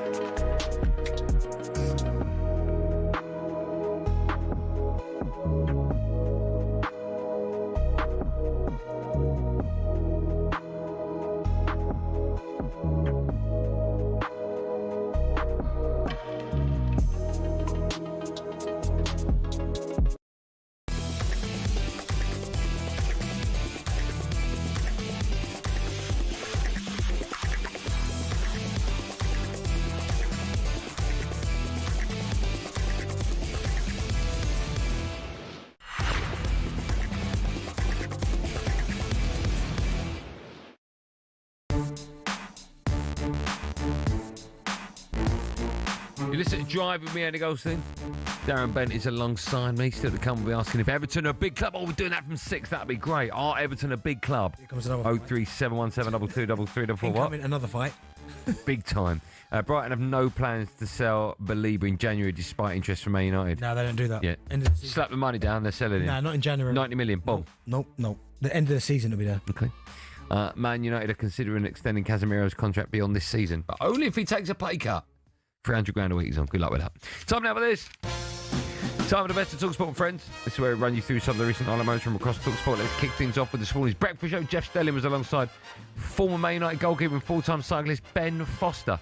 Jeff asked him about his best-looking former teammate. I genuinely want to know if Jonas Olsson, the 6'4" Swedish Adonis, is the best-looking player you ever played with. Yeah, without doubt. Without doubt. Apart from his nose has been so battered for over the years from people breaking it. It's all over the shop now. It is. One bit goes that way, the other goes over there. I love Fozzie, Great to hear him. A superstar, yeah, we love him. What's Fozzie like on a night out? Where do you know him from? So I know Fozzie from, obviously, England camps. Yeah. And I think that's probably about. And then obviously I've done loads of his Fozcast and things out with him. So just from that, really. Great guy, though. Who's the top 3 most handsome footballers of all time? Bex, obviously. Bex, obviously, is one. Now, I'm thinking the Italians. Maldini must be up there. Yeah, all of them. Yeah, he was good looking. Who else is there? So I'm going to go Maldini, Beckham. No, Beckham, Maldini. Okay, Beckham, Maldini. And I'm going to go with John Carew. Yeah, good looking lad. Yeah. Tall, big lad. Right? Yeah, I wouldn't mess with him. How would your career have gone if you could only play in goal? Rubbish. You ever been in goal? Yeah. Have you? Let's make everything look not properly. Oh, right, fine. Yeah, let's make everything look spectacular. Like a routine save. I'm like, do you know what I mean? Making it better. The breakfast show returns tomorrow at 6 a.m. Are you not going to do the next one? We've got loads to get through. We're late. Okay, all right, sorry. On to the Last Night Sports Bar, where Rory Jennings was alongside Jason Cundy. Here's a strange Christmas confession from Rory. Turkey's too dry. I eat turkey every day in December. I only eat turkey if I'm in the spirit of Christmas and I'm a really festive man. Yeah. I'm eating turkey all the time. You know, if I get myself a sandwich, I get the Christmas special. Yeah. Every day in December up until the 25th. Even like the Walker's turkey one? Yeah, always. Turkey and cranberry? The second, if I'm getting crisps, turkey and cranberry, absolutely. I am turkey, and then not again until the following year. Why is that set at like QVC? Honestly, they're trying to sell everything. Do you have any strange Christmas traditions? I like stuffing. Yeah. On Christmas Eve. Yeah, of course. Everyone likes a good stuff. I like pigs in blankets. Yeah. I like that. And then it's not traditional, but I love spotted dick in the evening as well. What do you make of all the malls already putting up Christmas trees? What are we in October? Give it another 3 weeks, bit early yet, innit? What are malls? Yeah, who's right now? American, are you? Malls. Yeah, we're talking about malls. I just seen that. Malls. They're called malls, are they? Honestly. Shopping centres. Yeah, shopping centres. We're English, chat. What's the one meal you could eat every day? I mean, sushi I eat every day anyway. Spag bowl, I love a spag bowl. Yeah, it's incredible, isn't it? Love a spag bowl. Yeah. Make sure you get your calls in to Jason and the legend that is Darren Ambrose when the sports bar returns tonight. Do you reckon everyone on the planet loves spag bowl? Unless you're a veggie, obviously. Do you reckon there's anyone that goes, don't like spag bowl? No, you have to. I'm more penne than I'm penne. Yeah, but do you know what I mean? If anyone out there doesn't like a spag bowl, can you text in 81089? Right, someone's put here, Graziano Pelle. Yeah, he was good looking. Southampton striker. Boy. Yeah, I wonder if he likes spag bowl. Of course he does. Let's finish with 21 minutes to go. The unfiltered podcast I do every week with the fun boy. Here's my question to Jason. If you had to hide a paperclip, this is great. If you had to hide a paperclip somewhere in your house from the police, where would you hide it? It's a paperclip. Well, I'm sticking it with loads of other paper clips. Oh, I see. I'm going to get 1,000 paper clips. And That's very good. That's very good. I'm going to throw it in there. Okay, you can't do that. Wait, what do you mean? You can't change do that. Do you know what I do? Right? I'll buy 1 million paper clip. I'd throw it out of a train window. No, it's got to be in your house. In the house. Right. He doesn't really understand it, Jay. Where would you keep paper clips? Do you keep paper clips? No. You got a stapler at home? Yes. If I was a fugitive, would you let me stay at your house? Yes. Good boy. Yeah. Thanks, mate. Where's a good hiding place in your house? In the basement. I've told everyone now. New episodes of 21 Minutes to Go drop every single Monday. Oh, just quickly, I'm recording one tonight with Cundy, and whenever I do that, I put on my Instagram, Andy Goldstein 05, if you've got a question for the first part of the show. If you have, go on to Andy Goldstein 05 and reply with your question for tonight's record. When we come back, we'll be asking the question. I hate Stag Bowl. Stag Bowl? Who's that? Spag Song. I didn't put in a name. Yeah, that's not Spaghetti real, Bowl though. is horrible. Like, phone up, 03717223344 if you don't like Spag Bowl. But more importantly, prove Everton are a big club by phoning up. Are Everton a big club? 03717 2233. That's where we go next.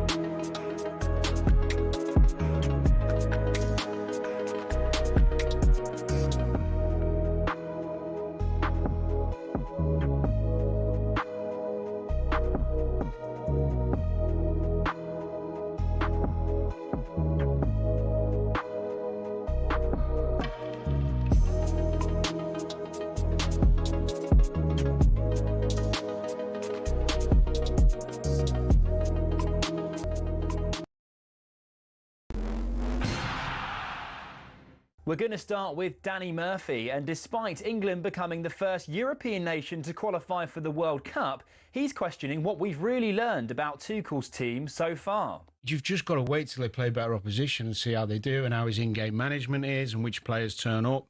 One thing is for sure is that Harry Kane looking the way he is a huge plus. Meanwhile, we're told Jordan Pickford has established himself as one of England's greatest ever goalkeepers, if not the greatest. Ben Foster says the Everton man has resolved what was once a problem position.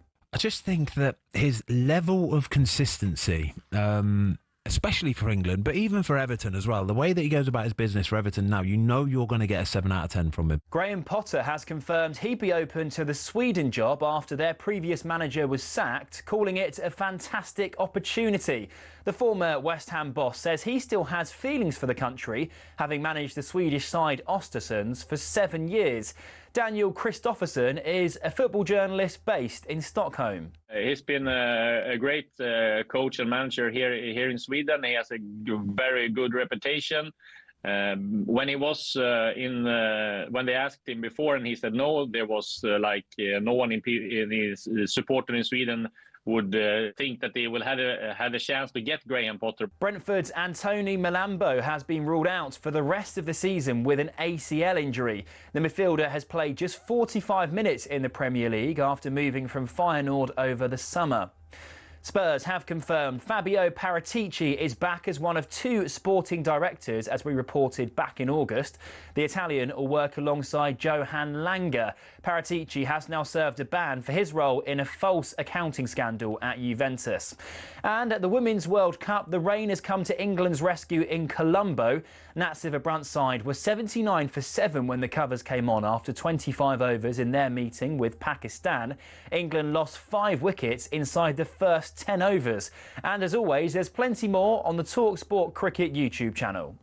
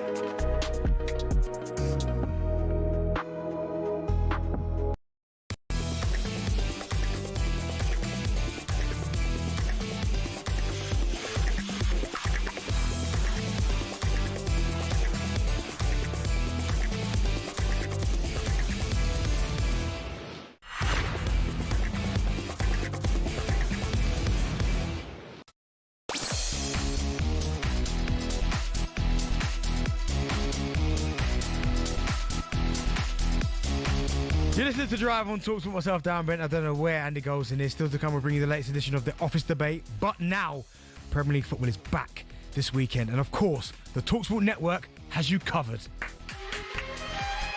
And it's nodded into the near post.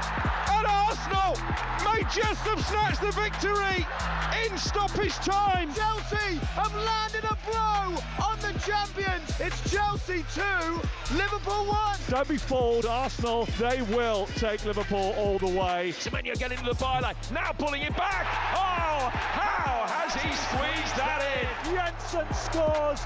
Manchester United are beaten again. The Manchester United have not only stagnated, but regressed under this manager. Erling Haaland had never scored here at the G-Tech. Well, he most certainly has now. It's his 12th goal of the season. Some Moises Caicedo. Oh, he's rifled it in.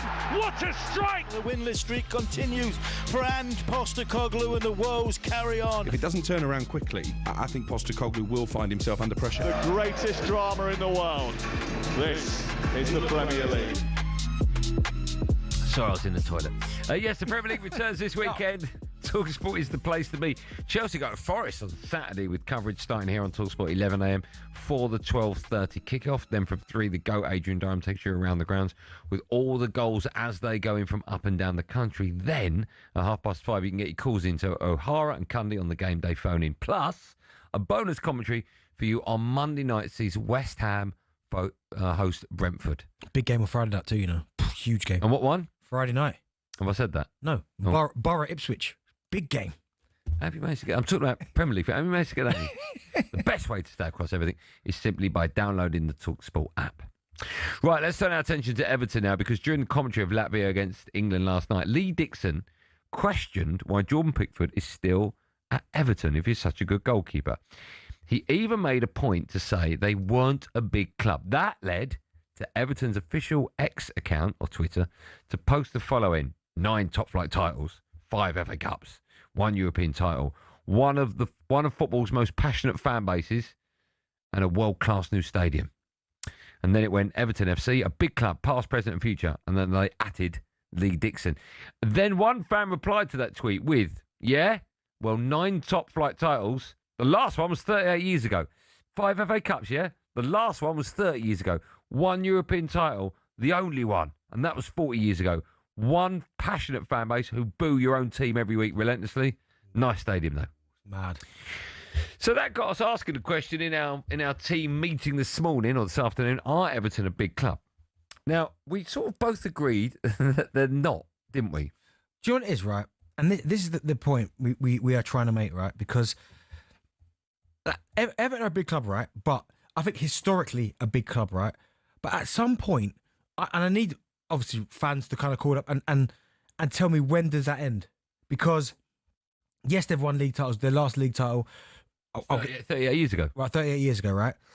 But, I mean, the closest they've come recently now to getting anywhere near Champions League football. So currently they're 8th, 13th, 15th, 17th, 16th, 10th, 12th, 8th, 7th, 11th. I mean...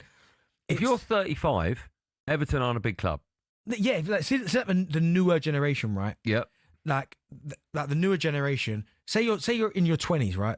You're gonna go, well, no, because I haven't seen them. Like you're gonna say that the likes of Man City now. All of a sudden, people are gonna go, not just now, but they're gonna go, well, they're in Champions League every year. I see them winning Premier League titles. Now, if we're looking at right now, where we're sitting today, Man City are a bigger club than Everton, because they're now top table, winning Champions Leagues or Champions League, winning Premier Leagues every other season, if not every season.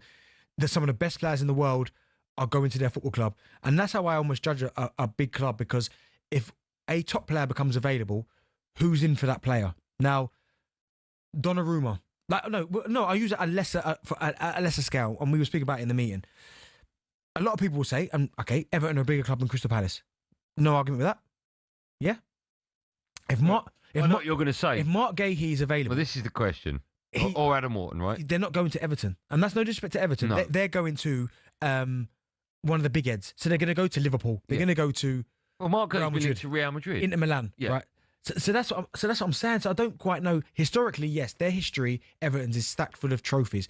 But at what point does it come to an end? Like, when do you stop becoming a big club now? So my dad, right, supported Wolves. Yeah. Because when he grew up, Wolves were a big club, right? They were winning league titles. But in our era, Wolves aren't a big club. No, so but I 100% understand that. But God bless my dad, if he was here today, if you asked him, he would say, well, yeah, they are. Because he grew up with them being a big club. If you ask a 30-year-old if Everton are a big club, they'd probably say no. Yeah. So, but that's my point, is it's when does it change? Because I hear a lot of people talking about Leeds is another one. Oh, we need Leeds in the Premier League. Massive club. And I understand that. But you spent a lot of time in Championship. I think there was a bit of time in League One. And then you've now recently come back to the Premier League. So when does that... Okay. Because Leeds don't sit at the top table with City. No. No. But a lot of Leeds fans go, we're bigger club than City. Yeah, they would do. There's no definitive answer. I think a lot comes down to how old you are, your generation.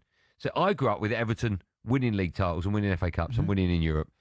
But they went maybe 5 or 6 years for an unbelievable spell. It was them or Liverpool. Yeah. And then it sort of ended. And the last cup was 95, the big, ironically, Man United. Paul Rideout. Yeah. So I can understand why people would say it, but the fact they haven't won a league title for 38 years, the last time they won the FA Cup was in 95. But it's not even so much even just winning the league titles. They haven't been knocking on the door. Or even just finishing consistently Champions League. I think the example you gave that we talked about in the meeting, if Adam Wharton becomes available, right, big clubs come in for him. Everton ain't one. Yeah, he's not going to. I think it's that simple. Yeah. Big clubs come in for a player like Adam Wharton. Everton's not one of them. No, and as you said, history is massive, right? Massive. But if Haaland again became available and Man City are in for him, he's not going to Everton over Man City. It's not happening. No. Do you think all Everton fans will say that they are a big club? Yeah, of course they will. Can I ask Joe, can you just put one of those calls forward if one's ready for me? Because there's loads of people want to have to say. Yeah, do you think all Everton fans will say they are a massive club? Yeah, of course they will. You'll get some of a younger generation that would go, okay, and historically, yes, they're a huge club. Okay. But I need to know, when does that stop? Let's ask one. Kevin joins us. Kev, hello. Hello, lads. How are we? I'm good, Kev. How are you today? Not too bad. Kev, let me ask, before we start, how old are you, if you don't mind me asking? 65. Okay. I'm guessing you're going to say Everton are a big club. No. Oh, wow. Okay. Carry on. Tell me more. When my opinion is, when Man City were winning the FA Cup and the Premier League and all the domestic trophies, a lot of reporters on the radio, television, papers were saying that they won't be a big club until they win the European Cup. Yeah. Well, well, that's my opinion. I don't think you are a big club until you've won that. So you've got to have won the Champions League. But let me ask you, I sort of agree with you. Let me ask you, are Nottingham Forest a massive club or a big club? Not Forest, because they won it twice. They won it back to back. I know, but Bent is asked, when does that run out? Like Aston Villa. Okay, we all know that Manchester United and Liverpool are a big club, right? Yeah. Do you put Aston Villa in that bracket because they've won the Champions League? I put any English team, well, British team, Celtic, who won the European Cup in that bracket. So Aston Villa are on the same level as Manchester United? Purely on European wins, yeah. Are Spurs a big club? No. They'll never win it while I'm alive. I think Arsenal. Yeah. I think Arsenal have got a really good chance this season with the side they've got. But as I say, a lot of media people said that about City. Until they win the European Cup, they will not be a big club. Okay. You can't say Forest aren't, because they won it twice. I know, but back to back. I know, but the problem I've got is in the 80s, and that's like, for some people, that's like 45 years ago. I don't think that matters. If you've won it, you've won it. But don't forget, Man United won it in '68. Are Porto a big club? Have they won it? Yeah. Yeah. All right, let me ask you a question then, Kevin, because you made some good points. What about Uruguay, in terms of a power nation, in terms of world football? They won a World Cup years ago. First one. Yeah, it was a long time ago, but they still won it. Would you class England as a a world class club with them winning the World Cup only once. I would say we were. I mean, yeah, I don't put us at the same table as Brazil, Italy, Germany. But Kev, you very cleverly didn't answer the Uruguay question. No. They're not. No. Well, I've mixed opinion on that. I think if you've won it, you are a good club. But 88 years ago. I know, but you still have to win it. You still have to win it. Yeah, I hear that. It's a very good argument. But it's such a no one said Everton are not small. They've been in the Premier League for a very, very, very, very, very long time. Yeah. But and I get it. They've got all that historically. I think they are. But I need to know, when does that stop? Like I was looking at Forest's finishing position, and the 2 Champions League back to back are crazy. I think they've won 1 league title as well. I think, but they spent such a long time in the Championship, and Forest a big club. I mean, they're a big club, but I don't think they were once where they were. But now they're. But are they big? Man United, Liverpool, big club. Yeah, they're not in that bracket. Okay, Aston Villa.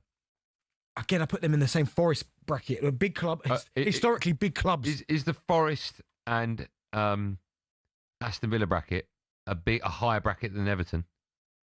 Yeah, they both won the Champions League. So both of that, Forest is bigger than Everton. Do you know what's hard about that question? Is because Everton haven't been relegated. They've been up there. They have been relegated, Everton. I think once it was. But they spent such a long time in the top division, and Forest haven't. Yeah. So now I can't say that Forest... Who's a bigger club, Forest or Everton? I don't know. I have to think about it. Get next fan on. Okay. We'll take calls in it. Everton, a big club. 03717223384. Great question.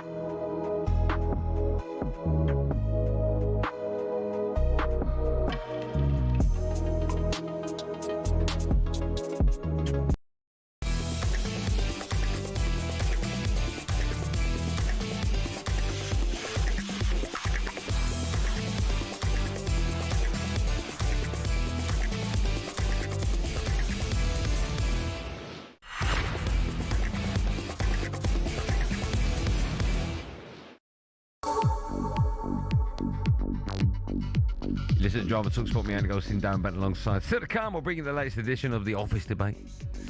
Just quickly, talkSPORT understands Semenyo does have a release clause in his Bournemouth contract, and F1 George Russell has signed a new deal, which will see him stay at Mercedes. We're taking your calls on all things Everton. Are they a big club? The first and only caller... Oh, I've just seen who's next. The first and only caller we've... No, don't look. The first and only caller we've had was an Everton fan who said, no, they're not.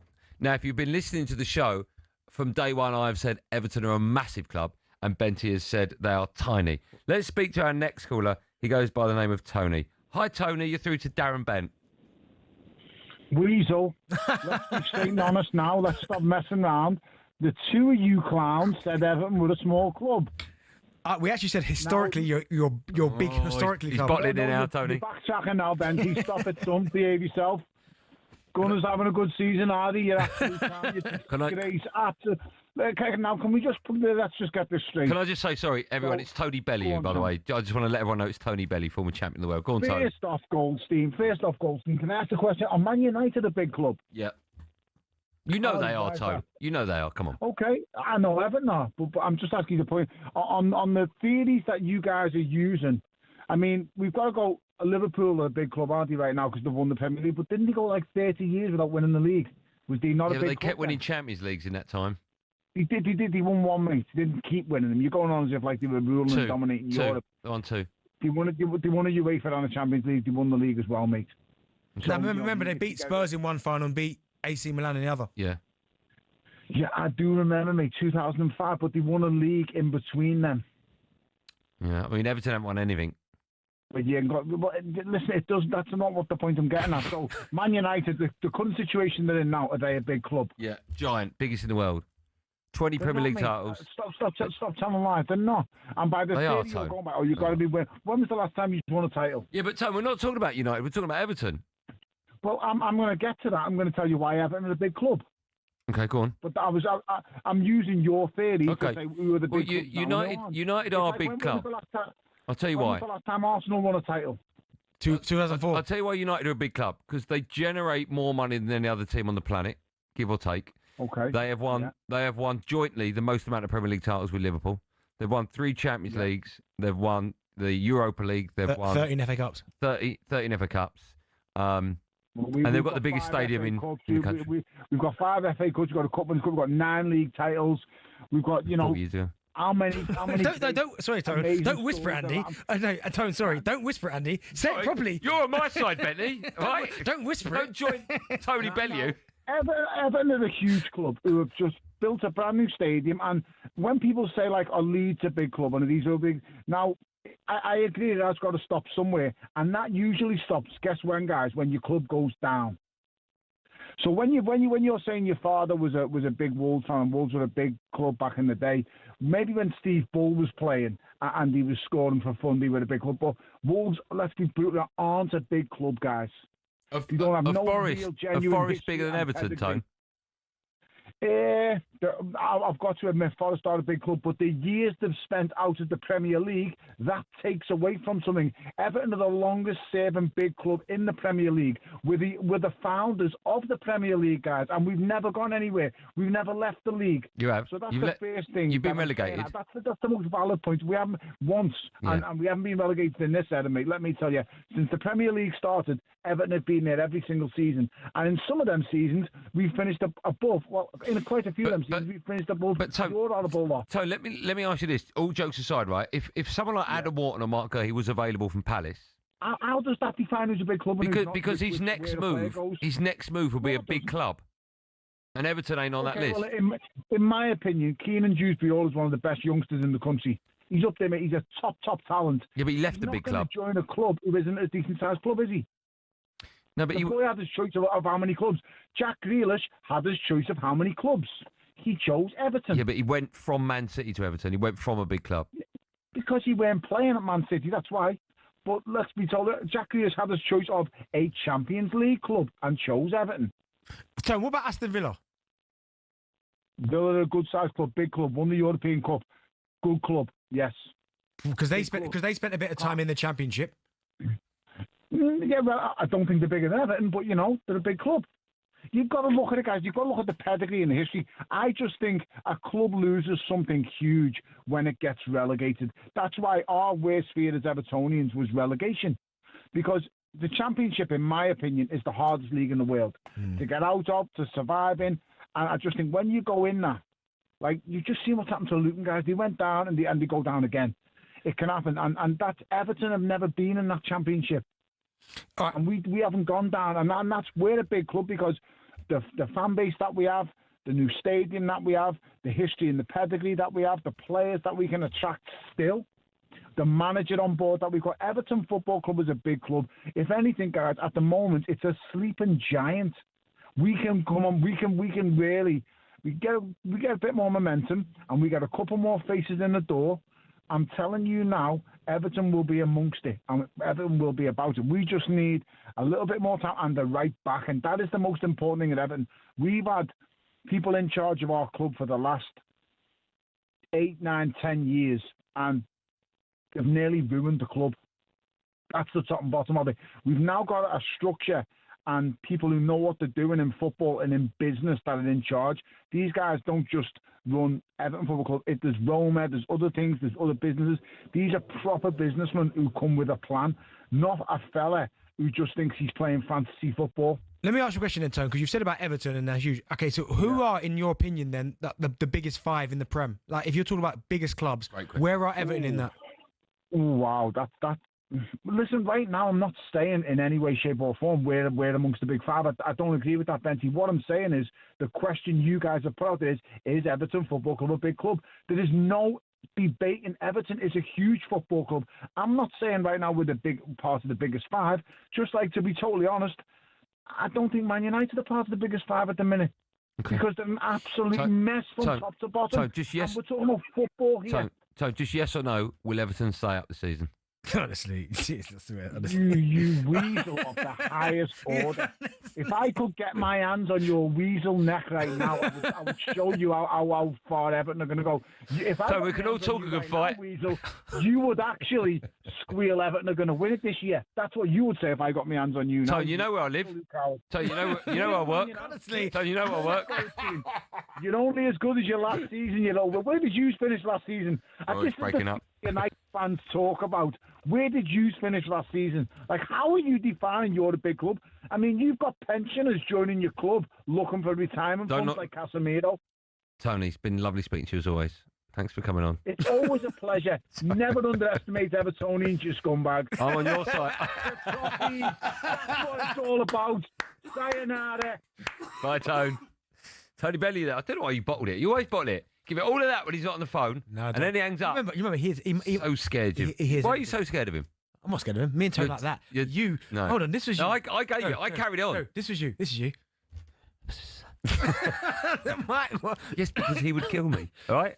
You know we're going to see him at some point. I know, but he knows I'm playing with him. When who's the next? So Wardley. Yeah, I'm not going to tell him. Who's Wardley fighting? Wardley and Parker. Yeah, I'm away. When we do stuff for that, no, I'm away. He's going to be there. Yeah. Tony loves me. He's DM'd me that. He's saying, I love you, you little weasel. That's what he says. Never. Weasel's like a pet name. I'm his little pet weasel. Still to come, we'll be bringing you the latest edition of the office debate, but first it's time for no Googling. 2 players hold the record for appearing for England in the most consecutive years. Can you name them?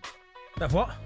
2 players hold the record for appearing for England in the most consecutive years. Okay. Can you name them? Answer on a postcard, or I'll just tell you right after this.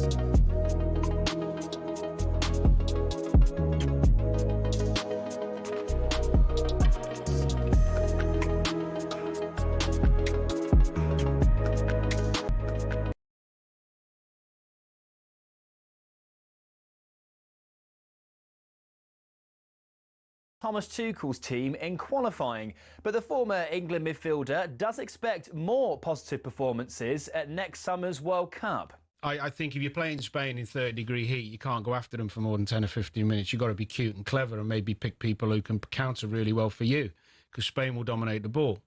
But I don't see Tuchel being too single-minded in playing one way all the time. He's not daft. Meanwhile, Ben Foster says players don't really enjoy these international breaks. The former England keeper reckons they're just saying what's expected of them. Recently retired pros, they'll tell you the honest truth, which is we don't want to play these games. We've got no interest in it. It's just a waste of our time. We're in a nice groove in the Premier League. Yeah, we know we've got real competition every single Saturday. Really, really good. Elsewhere this afternoon, there are ongoing discussions about the effectiveness of taking a knee following a rise in online hate crimes.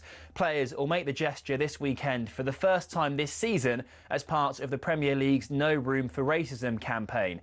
Chief Exec Richard Masters says more must be done to tackle racism on social media. And Spurs have confirmed Fabio Paratici's back as one of 2 sporting directors, as we reported back in August. The Italian has now served a ban for his role in a false accounting scandal at Juventus.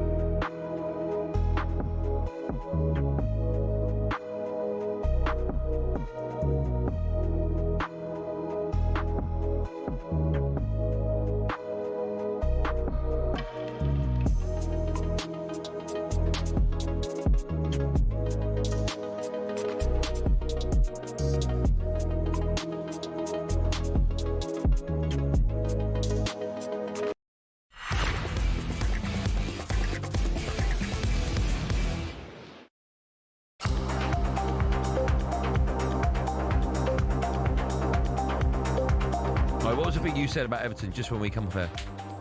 Come on. What I said? Slagged them off, and I went, "Oh, Belly's not." Honestly, you're that's what I'm saying. I didn't say anything. Oh. No, but what's he doing? Take pictures. Listen, don't just come in and take pictures. You think you're David Bailey or something? 2 players hold the record for appearing for England in the most consecutive years. Rio Ferdinand is one. One is you love it. Him, I mean. David Seaman. Yeah. Both appeared for England in 15 straight years. You got them just coming in. It says here, following us at 7, Hugh Wozencroft. Hugh hosts tonight. Is it Hugh?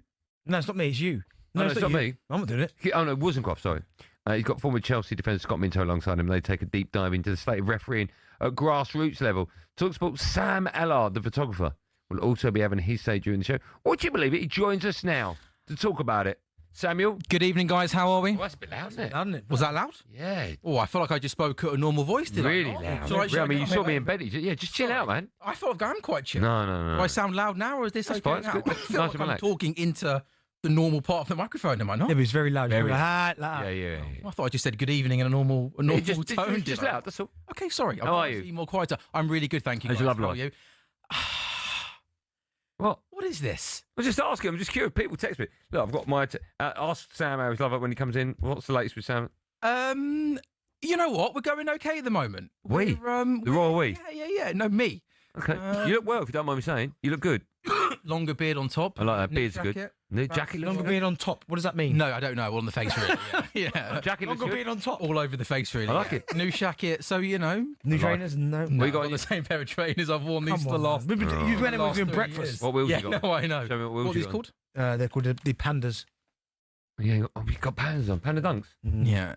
But I wear them every day and have worn them every day. For the Where's the last Yeezys that I gave you? years. Benty. I don't wear them anymore. I gave you a pair of trainers. You don't. Why not? Well, I don't know. Let's not get into it. But Okay, yeah, okay, I yeah. don't know. I apologise. eBay. No, I get it.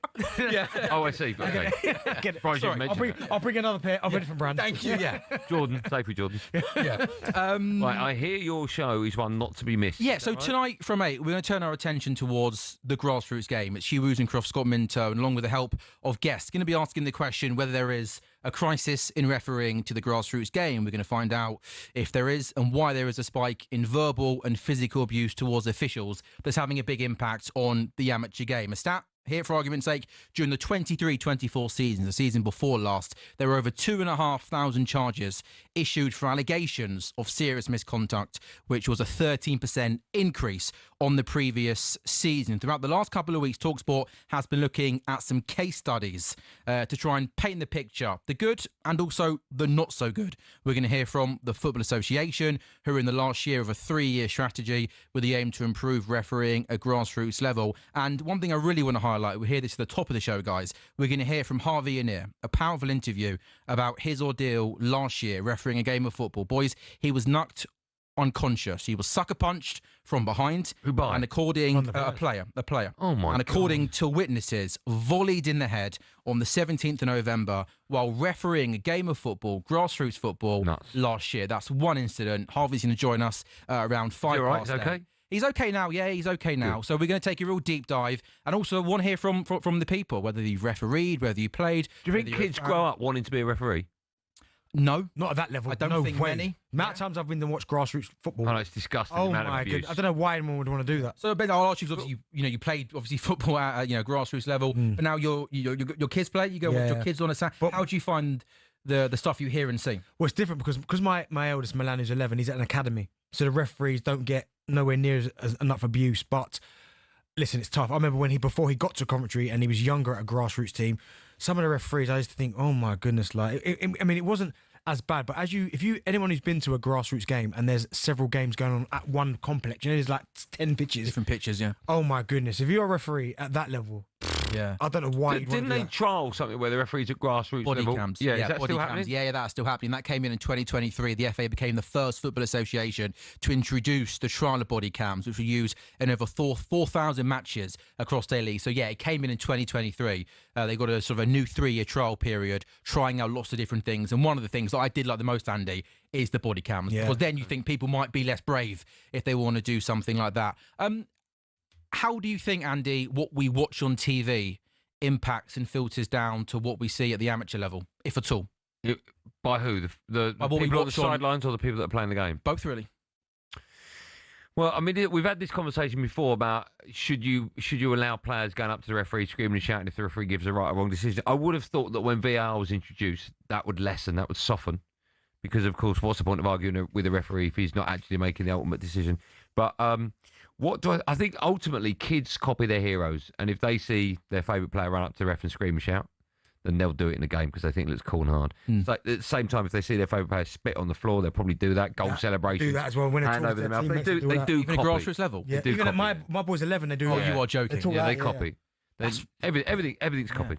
Yeah. Sam, listen, I've got to get rid of you. No, that's okay. That's fine. But I don't want to. It sounds like a great show. When is all this starting? I know the show's. So kick-off is from 7 o'clock, but when this referee hour is going to be 8 till 9. 8 till 9 is when you're on. I've also, by the way, pitched to the bosses of me becoming like the third voice, the presenter's friend on this drive time show moving forward. I'll tell you now, it's not happening. Okay, fair enough. No, nice, thank you. No, I enjoyed that though. It was good. I think you just come in and drop that in. I haven't really done that, by the way, but you're always welcome. Thank you. I appreciate it. Always welcome. Good. Well done. Any day of the week, before 4 and after 7, you're always welcome. Sam, keep up the great work. We love speaking to you. Thank you, Andy. Thanks for coming. You're looking good. Thank you. All right, Sam. Just get out. He keeps talking to me, doesn't Get out. I know, but I'm talking slow so you can. No, Sam, just get up. Walk out. Up, walk out. No, it's fine. Yeah, we're still on air now. Billy will be in a minute. Bye. He goes gone. Sam will be on air 8 till 9. Do not miss that. The show, of course, begins from 7. You still here? Time now for this. What's the best superpower? Are there more screens or windows in the world? How long would it take to drink all the water in the world? Would you rather have 4 arms or 4 legs? What's the best pint? How many ants could win a fight against a man? The Office Debate on Drive. Yes, this is our brand new feature, The Office Debate. Every week, Bent and I discuss the hot topics that have been debated here, talkSPORT Towns over the last few days. Today, we've got another good one. You could travel back anywhere in time, but only for 1 hour. Where are you going and why, Benny? I can travel back any time in history. Yeah. Although Jack didn't really understand these questions. He said you can only travel as far back as your age. That's not time travel, is it? Okay, so anywhere I'd go back to where. Do you believe in time travel? No, but if it did, I'd love to just have a go. Great, well, great answer. Yeah, if I could, back to the dinosaurs, man. Back to the dinosaurs? Yeah. Why? Because first of all, I want to see if they're real. Well, of course they're real. No, I mean, there's all these not Sagittarius, like Well, this is going to be good. Tyrannosaurus and raptors and Sagittarius, Capricorn, Leo. No, what's the other dinosaurs called? But you know what I'm talking about. I'd like to go back. No, carry on with dinosaur names. Velociraptor. Yeah. Pterodactyl. Yeah. Sagittarius. No, what's the one beginning with S? There is a Sagittarius, isn't there? No, that's a star sign. Stegosaurus. Yeah. But no, yeah, I'd like to go back to the dinosaurs. But why do you think? I mean, factually, if we know anything about dinosaurs, just have a look. factually, we know they exist. Have a look. No, but you said take a little picture and come back. No, but you said to find out if they exist. But we know they do. We've found. No, but I'm not disputing that dinosaurs don't exist. But the amount of Jurassic Park, did all them dinosaurs exist? Because I felt like obviously that's not a documentary. No, but some of them are fiction. No, they're all real.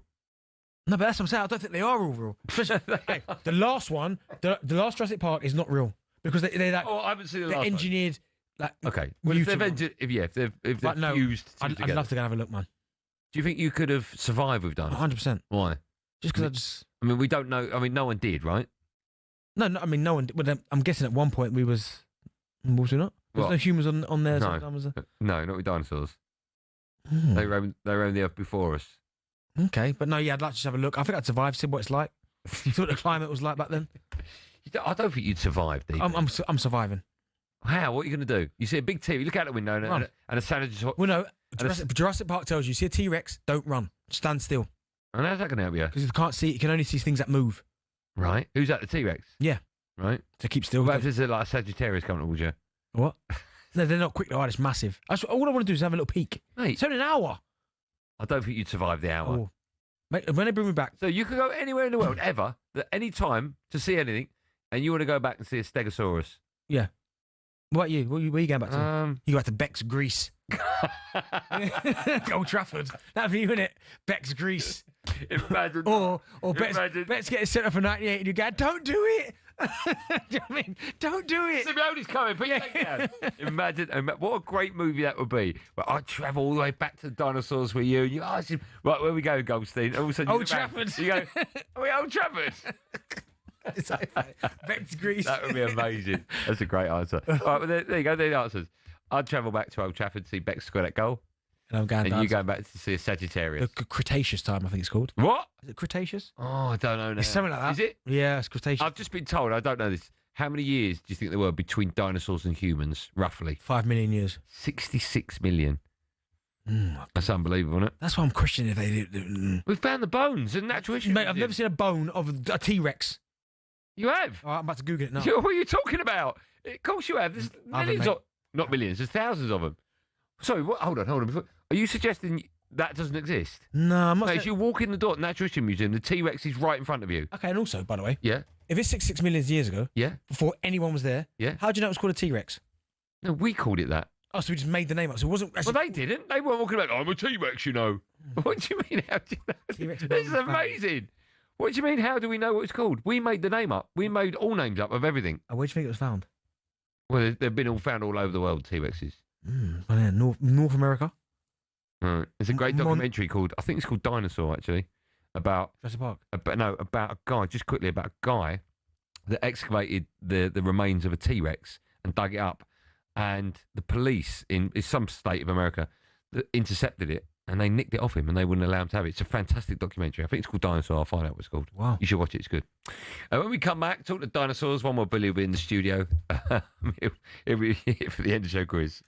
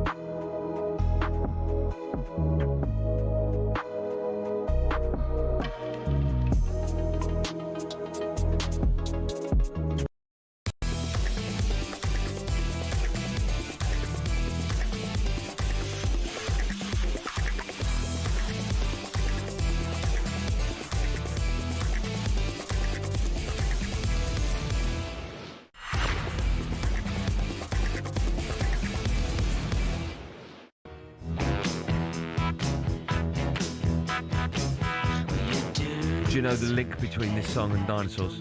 No. Who sings it? Name a famous dinosaur. T-Rex. T-Rex, yeah. The dinosaur documentary I was talking about that you should all go and watch is called Dinosaur 13. Here's a synopsis of it. 2 years ago, the discovery of Sue, the largest and most complete T-Rex skeleton found to date, government officials tried to seize the remains and claim it as their own. Dinosaur 13, great documentary. By the way, Danny Dyer's just texted me, left me a voice note. He's not happy with you. Not happy with you at all. I would play it, but there's a lot of naughty words on it. Not happy with you at all. Love you, Danny. I'm sure I'll see him a celebrity match. So we've upset Danny Dyer and Tony Belly today. I wonder if we can top that tomorrow. Oh, Harry Kane loves us, though. Harry Kane and Bex. Bex loves us as well. Talking to people that are loved, one more bully isn't. How are you, one more Billy? Good, you? I'm good, Bill. Good. You alright, son? Yeah. Yeah, looks good today. Cheers. Said no one. Cheers. How's your day been? What have you been up to? What's been the highlight? I went outside last night. Before last night. You had your feet on the desk talking to Anil doing nothing. Yeah, I was Were you playing cards? What were you doing? Take a little break. Oh, it's all right for you, isn't it? Break from doing what? Nothing. Yeah, what was your break from? Working hard. You guys get a break every... Oh, here we go. Oh, hello. Yeah, Here we go. Every time Every time you take a break, I take one as well. Oh, do you? Yeah. Oh, honestly, Bill, where's that come from? Yeah. That's years. I liked it. That's years and years of pent-up emotion. He's like a poodle. He looks like Billy, if you were a dog, you'd be a poodle, wouldn't you? Yeah. What's the Shih Tzu. Yeah, that's the one. Yeah. Sausage dog. I like Is that what you'd be, Ben? You say I like sausages. It's weird. sausage dogs. Oh. They're cute. In a bap? Yeah. What dog will you be, Benny? Doberman. Rottweiler. Yeah, you would bite everyone's face off. I'll be Dr. Scooter Frank, top dog. Rat. Oi. Still alive, though. What are we doing for the... Oi! Joe, I'm happy about that. What are we doing? It's about sumo wrestling today because there's a... what's the connection? There's a sumo wrestling event. I told you this, didn't I? He didn't. When? Starting today at the Royal Albert Hall. I swear to you, I said to you... When did you say last week. Joe, and yeah, Jack, find that. I said last week. No. How's Jack going to find that? He clips up everything I say ever. Right? So, ever. Right? I said to you last week or the week before, Andy, there's a sumo thing in London. We should go and watch it. That'd be unbelievable. I don't think you ever said that to me. I swear my kid's life. Why don't we do a live show from Royal Albert Hall? Sumo, get sumo wrestlers. I'm not watching that. That'd be unbelievable. Sumo tournament at the Royal Albert Hall starts today. Okay. How long's it on for? Don't know. I'm going tomorrow. You're not going tomorrow. Don't forget we've got that thing tomorrow. Yeah. No. After work, should we go sumo? I'm out tomorrow. I'm seeing Gervais tomorrow night. Oh, there he goes. Do you want your first question? Yeah. Jesus. Andy, how heavy was the heaviest ever sumo wrestler? What do you want it in stone? Stones, please. I'll give you my guess, then give me the three. All right. I'm going to go round about 40 stone. 28, 39, 46. Well, I went 39. 46. Wow. That is a Aurora madness. Satoshi. I've told you that these people have young people working for them, like 20 or 19 or whatever, juniors, that learn the trade and wipe their bum. Do they really? Because they can't get around. That's genuinely true. They can't get around there. A small little weak imbecile called Goldstein. All right, Tony, calm down. Benny, what is the minimum amount of calories that a sumo wrestler would eat in a day? Oh, let me think. Do that. I'm going to say about 15,000, but I'm going to let this. I'll take it's double that. Go on. 4,000, 7,000, 13,000. 13. 7,000. That's a minimum. So they could get up to 30. Can I just say that, look, Danny Dyer's left me another voice now. I don't know what he said. I'm not answering on it. He's fine. I'm really not happy with you. Andy, sumo wrestlers must be able to do what? If they wrestle. If they want to be a sumo wrestler. Lift a forward focus, do the splits, run 100 metres in under 30 seconds. Splits. Yeah, it's the splits. Imagine, I'd love to see him Very sprint 100 good. metres, though. Do you reckon you could... Oh, you could easily outrun one of them. Yeah, of course. Imagine if he got you, though. Oh, my He will get you. Squash you. But sumo wrestlers now aren't like we remember. No, they're quite... Agile. Yeah. They're not very agile. They're quite athletic. Yeah, but they can do the splits, Bill. So what do you think? Billy, what have I told you? Never, ever question me on air. Ever. Benny, which of these is not true? Sumo wrestlers are not allowed to grow a beard. Sumo wrestlers are not allowed to drive a car. Or you're allowed to pull your opponent's hair in a fight. Well, driving a car, I'd love to see that. But they're way more than the car, right? So I'm trying to work out what was the question? Here, Bill. One of those isn't true. They're not allowed to grow a beard. Not allowed to drive They're a not allowed car. to pull hair. Well, they're not allowed to pull hair. Yeah, that's correct. What's they're not the- allowed to grow a beard because it's unsightly. Also, what kind Sorry, so they're all true? No. No, sorry. You're allowed. They're all true, Bill. The question was you're allowed to pull your opponent's hair, so that one wasn't. So they're all true? No, the other. No, but you're not. Allowed to pull Bill, what is happening there? You did this yesterday. You're not allowed to pull your opponent's Have hair. I got it right? Yeah, you got it right. Imagine seeing one of them drive. Apparently, one of them got injured in a car accident not long ago, so they're not allowed to. Brilliant, Bill. They're not allowed to. Thanks for that. End the show on a high. Well done.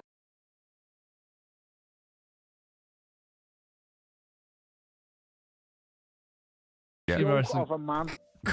Good. sumo wrestling originated in Japan. Which of these was legal in Japan until 2015? Going the wrong way up or down an escalator, dancing in So public. illegal? Yeah. Dancing in public after midnight, or not having a pet. Why'd you put the double negative in? It's illegal not to have a pet. That means you had to have one. Yeah. Right. So what's not true? Yeah. So if I said not to have a pet, that means I don't know what you're Well, no, sorry. Which of these was illegal? Why'd you make it so confusing? It's not that You confusing. can't go up an escalator after 12 o'clock at night. You've combined two things there. Right. You weren't allowed to What dance. kind of quiz is this? I don't know what's happening. You weren't allowed to dance in public after Right. midnight. That was. You won't be dancing again. Benny, do you want Last more? one, yeah. Yeah, I'm gonna. Hang on. Sumo wrestling comes from Japan. Name 3 more countries with a J in their name. Oh, here we go. Jamaica. Yep. He's so happy he's got one. Oh, why? J.